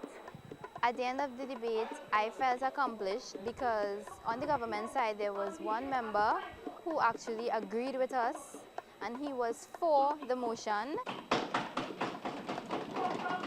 unlike the others who maybe just had to go by what the Prime Minister said. And to me, I felt that was great. On the next day, well, I took a day off. Tuesday, was too tired to come to school. Wednesday came to school, everybody was like, so I get in my CPEP contract, so I get in an HGC house. And I was like, yeah, don't worry, and don't forget your people, because I reach high position and I see you on TV. Actually, as I was coming back from the president's cocktail, got a call. I was in the maxi, got a call from my friend, my best friend from primary school. She was like, oh my God, I just see you on TV, girl. I was like, for real? Because I not seen anything. I coming back from the dinner. She was like, yes, girl, and you look nice. Yeah, that was it. I would actually recommend to any youth to get involved in the parliamentary process, because it is indeed a great experience knowing that in the chamber, the behavior out of chamber is totally different from the behavior in chamber. It was quite a great process for me.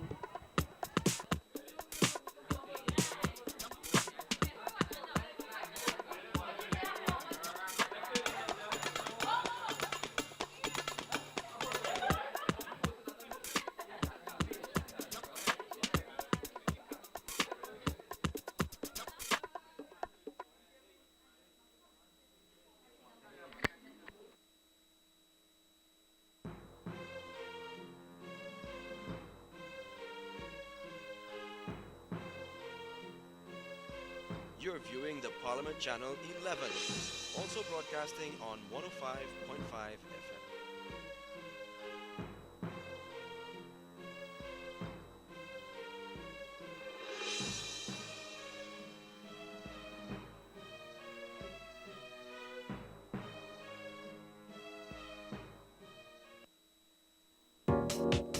Follow the Parliament of Trinidad and Tobago on Twitter. Our call sign is @TTParliament.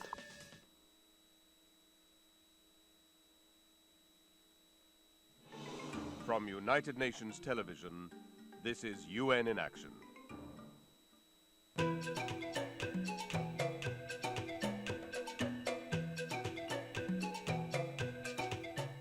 This is the eastern province of San Pedro de Macorís in the Dominican Republic. Thousands of acres of land are covered with sugarcane plants. Most of the work, nurturing, cutting, and transporting sugarcane, is done by Haitian migrants called braceros. One of them is Lemor Auguste. I can't go out on the street.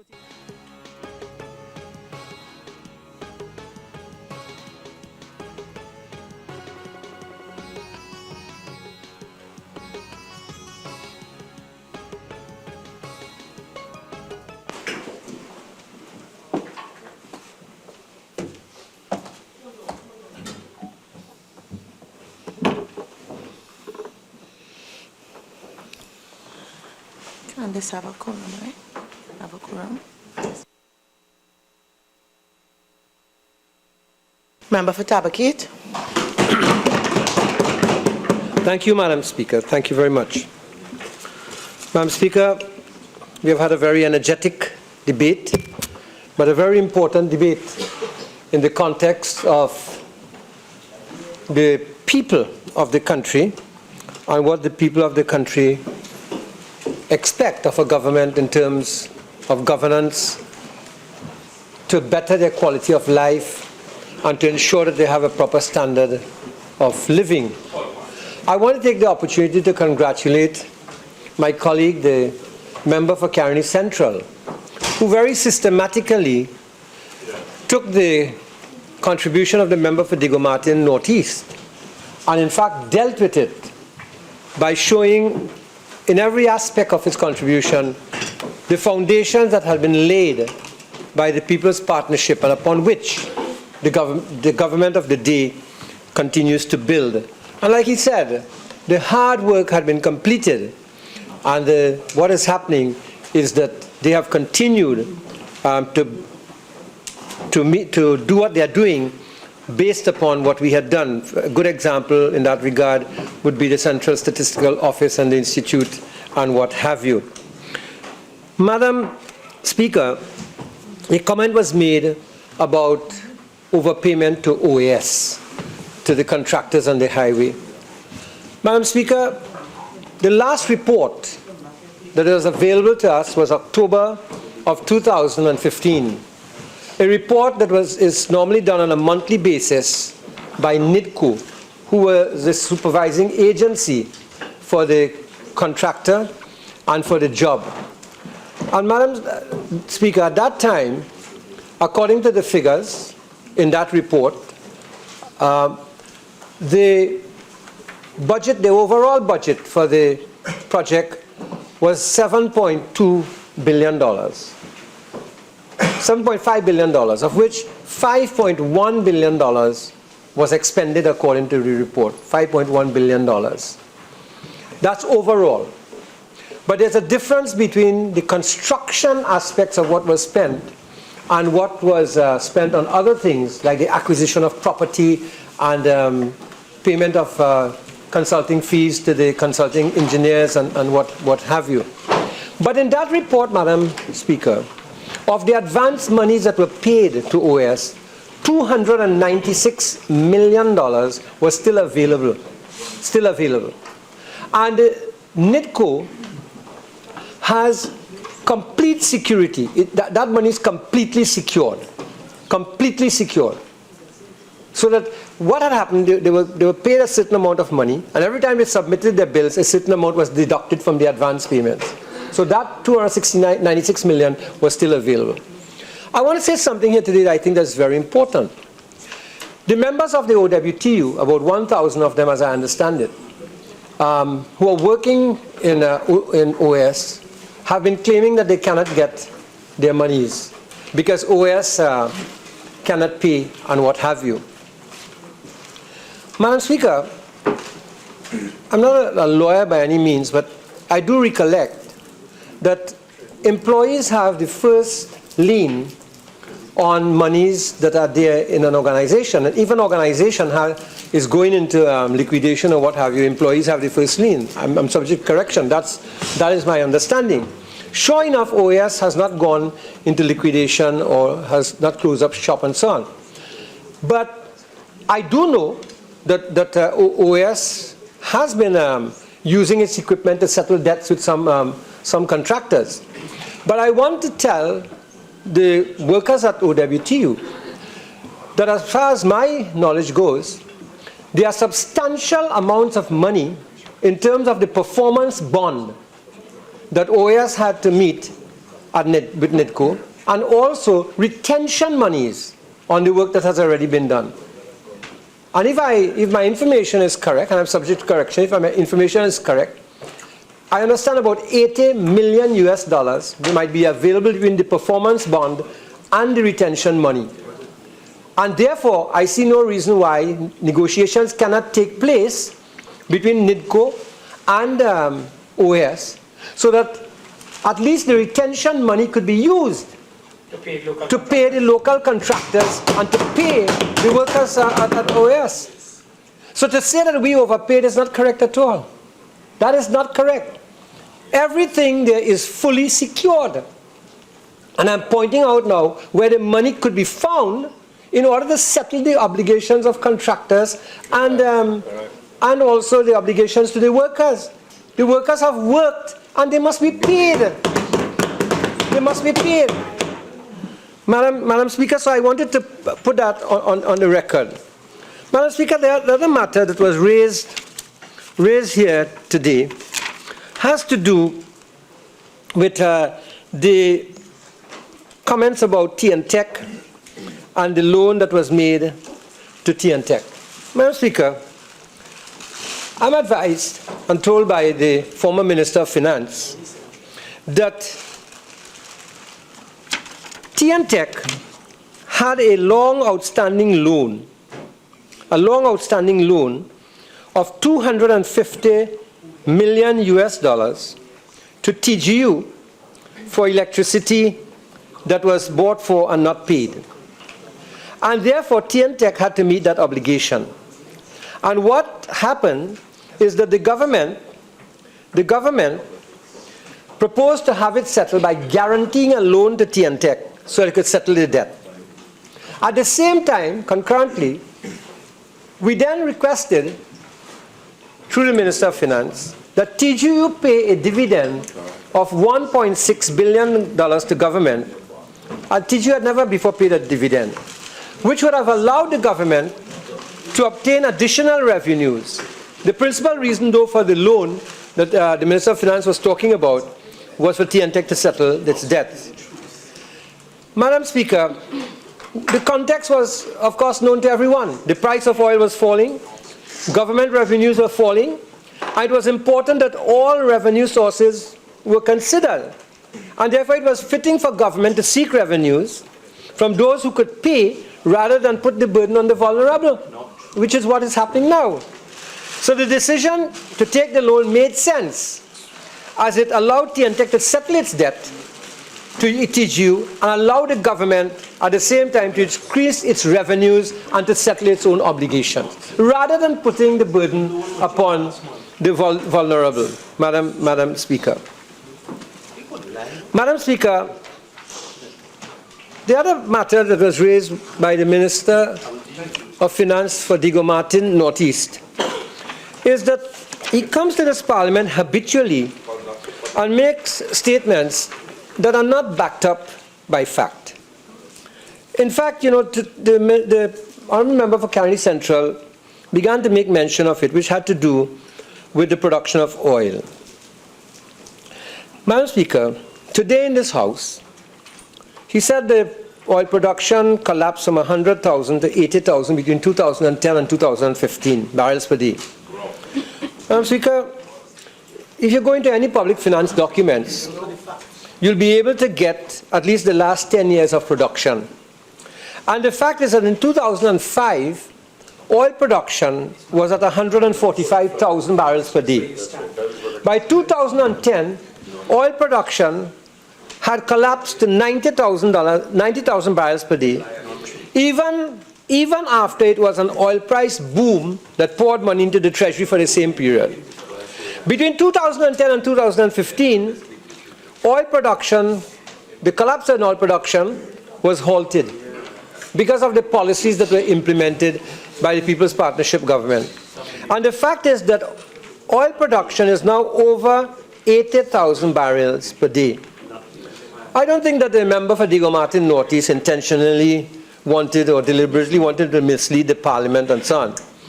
But the reality is that the decline took place from 145 to 90, under 45,000 to 90,000 barrels per day under the PNM administration, and was halted and even reversed under the People's Partnership administration.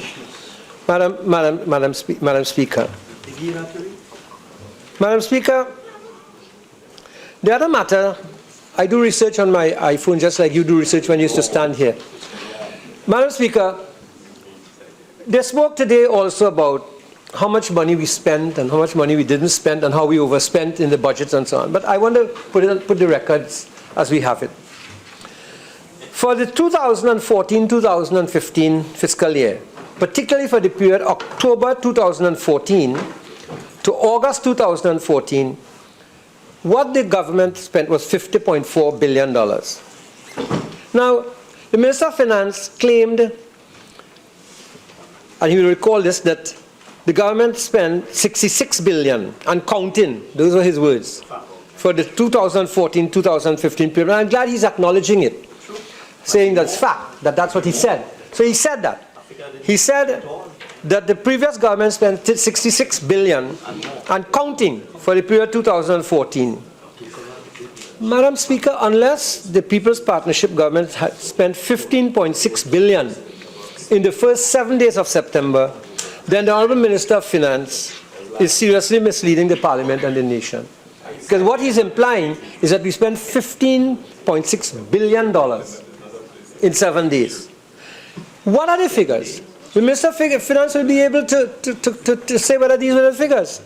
Total government revenue from October 2014 to August 2015 was $47.7 billion, creating a deficit position of $2.7 billion.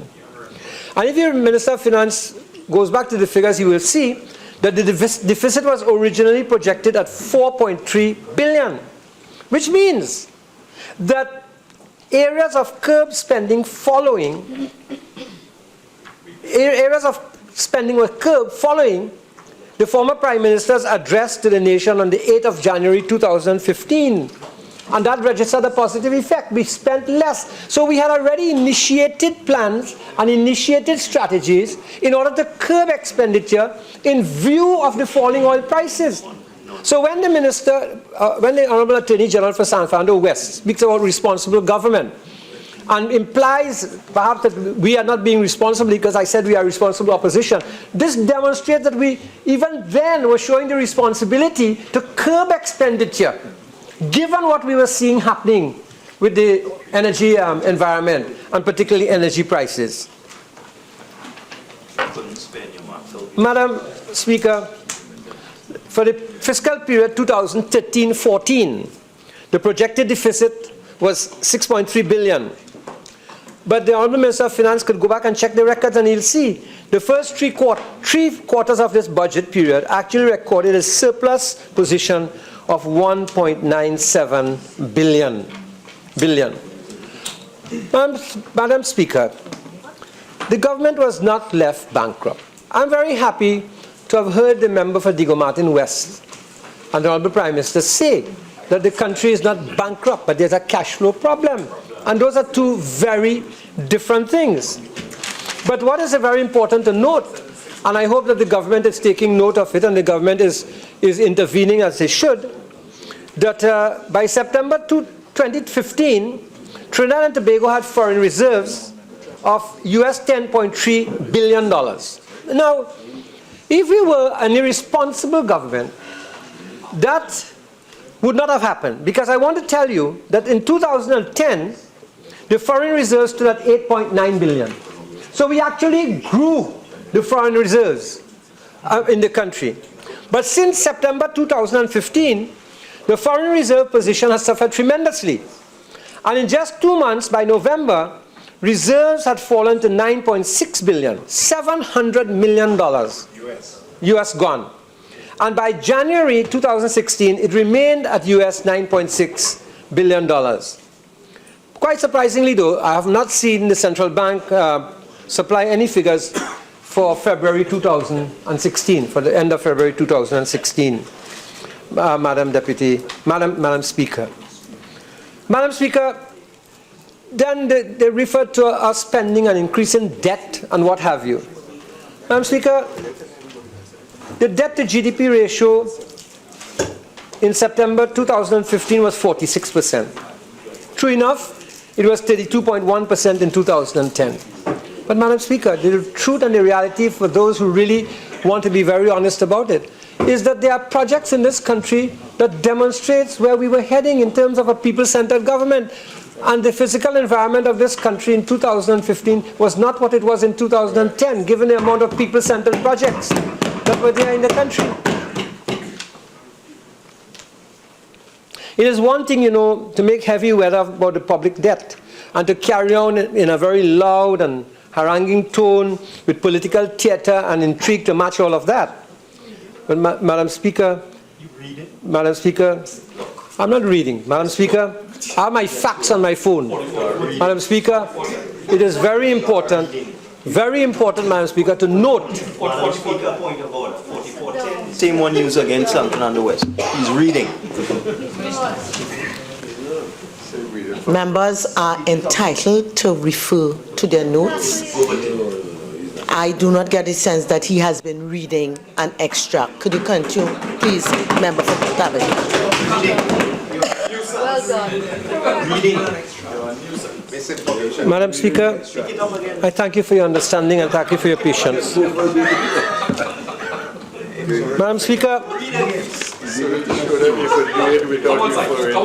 Madam Speaker, you don't need to refer to we have made our position very clear on this matter of the VAT, on a matter of Schedule 2 and what have you.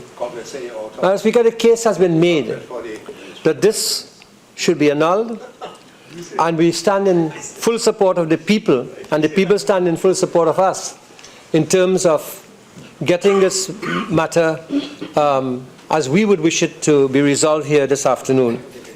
Sadly, the government is going to use its majority position to get its way. They are going to use that position without any sympathy for the people. And while the Minister of Finance, Diego Martin, Northeast member, said that they are going to use VAT collection to help the poor people of this country and what have you, Madam Speaker, that has not been the case in terms of the history of the PNM. It has not been the case in terms of the history of the PNM. The PNM has not really taken care of the poor in this country. Under the PNM, the poverty rate in this country increased, Madam Speaker. It increased. At the time when money was available in this country, really available in this country, the plight of the poor, even in terms of housing and what have you, and the standard of living wasn't improved. It was not improved. Unemployment and everything else. The time when they could have spent money in creative industries and in innovation and creativity and projects that would have led to diversification, when they had the money to spend, it didn't happen, Madam Speaker. So that they cannot come now and claim that they are for poor people and poor people will benefit and what have you and so on. Madam Speaker, I simply wanted this afternoon to make these points and to correct some of the misconceptions that were created by both San Fernando West and Diego Martin Northeast. Madam Speaker, I noticed that they are now at the point after 6 months where they are repeating just what they said in the first month. And now in their speeches, 70% of what they said in the first 2 months are being repeated in the 6 months. By the time they get on to the 9 month, they'll be repeating 100% of what they said there, and they have nothing new to say, because they have nothing new to offer the country. Madam Speaker, I thank you, and I beg to move.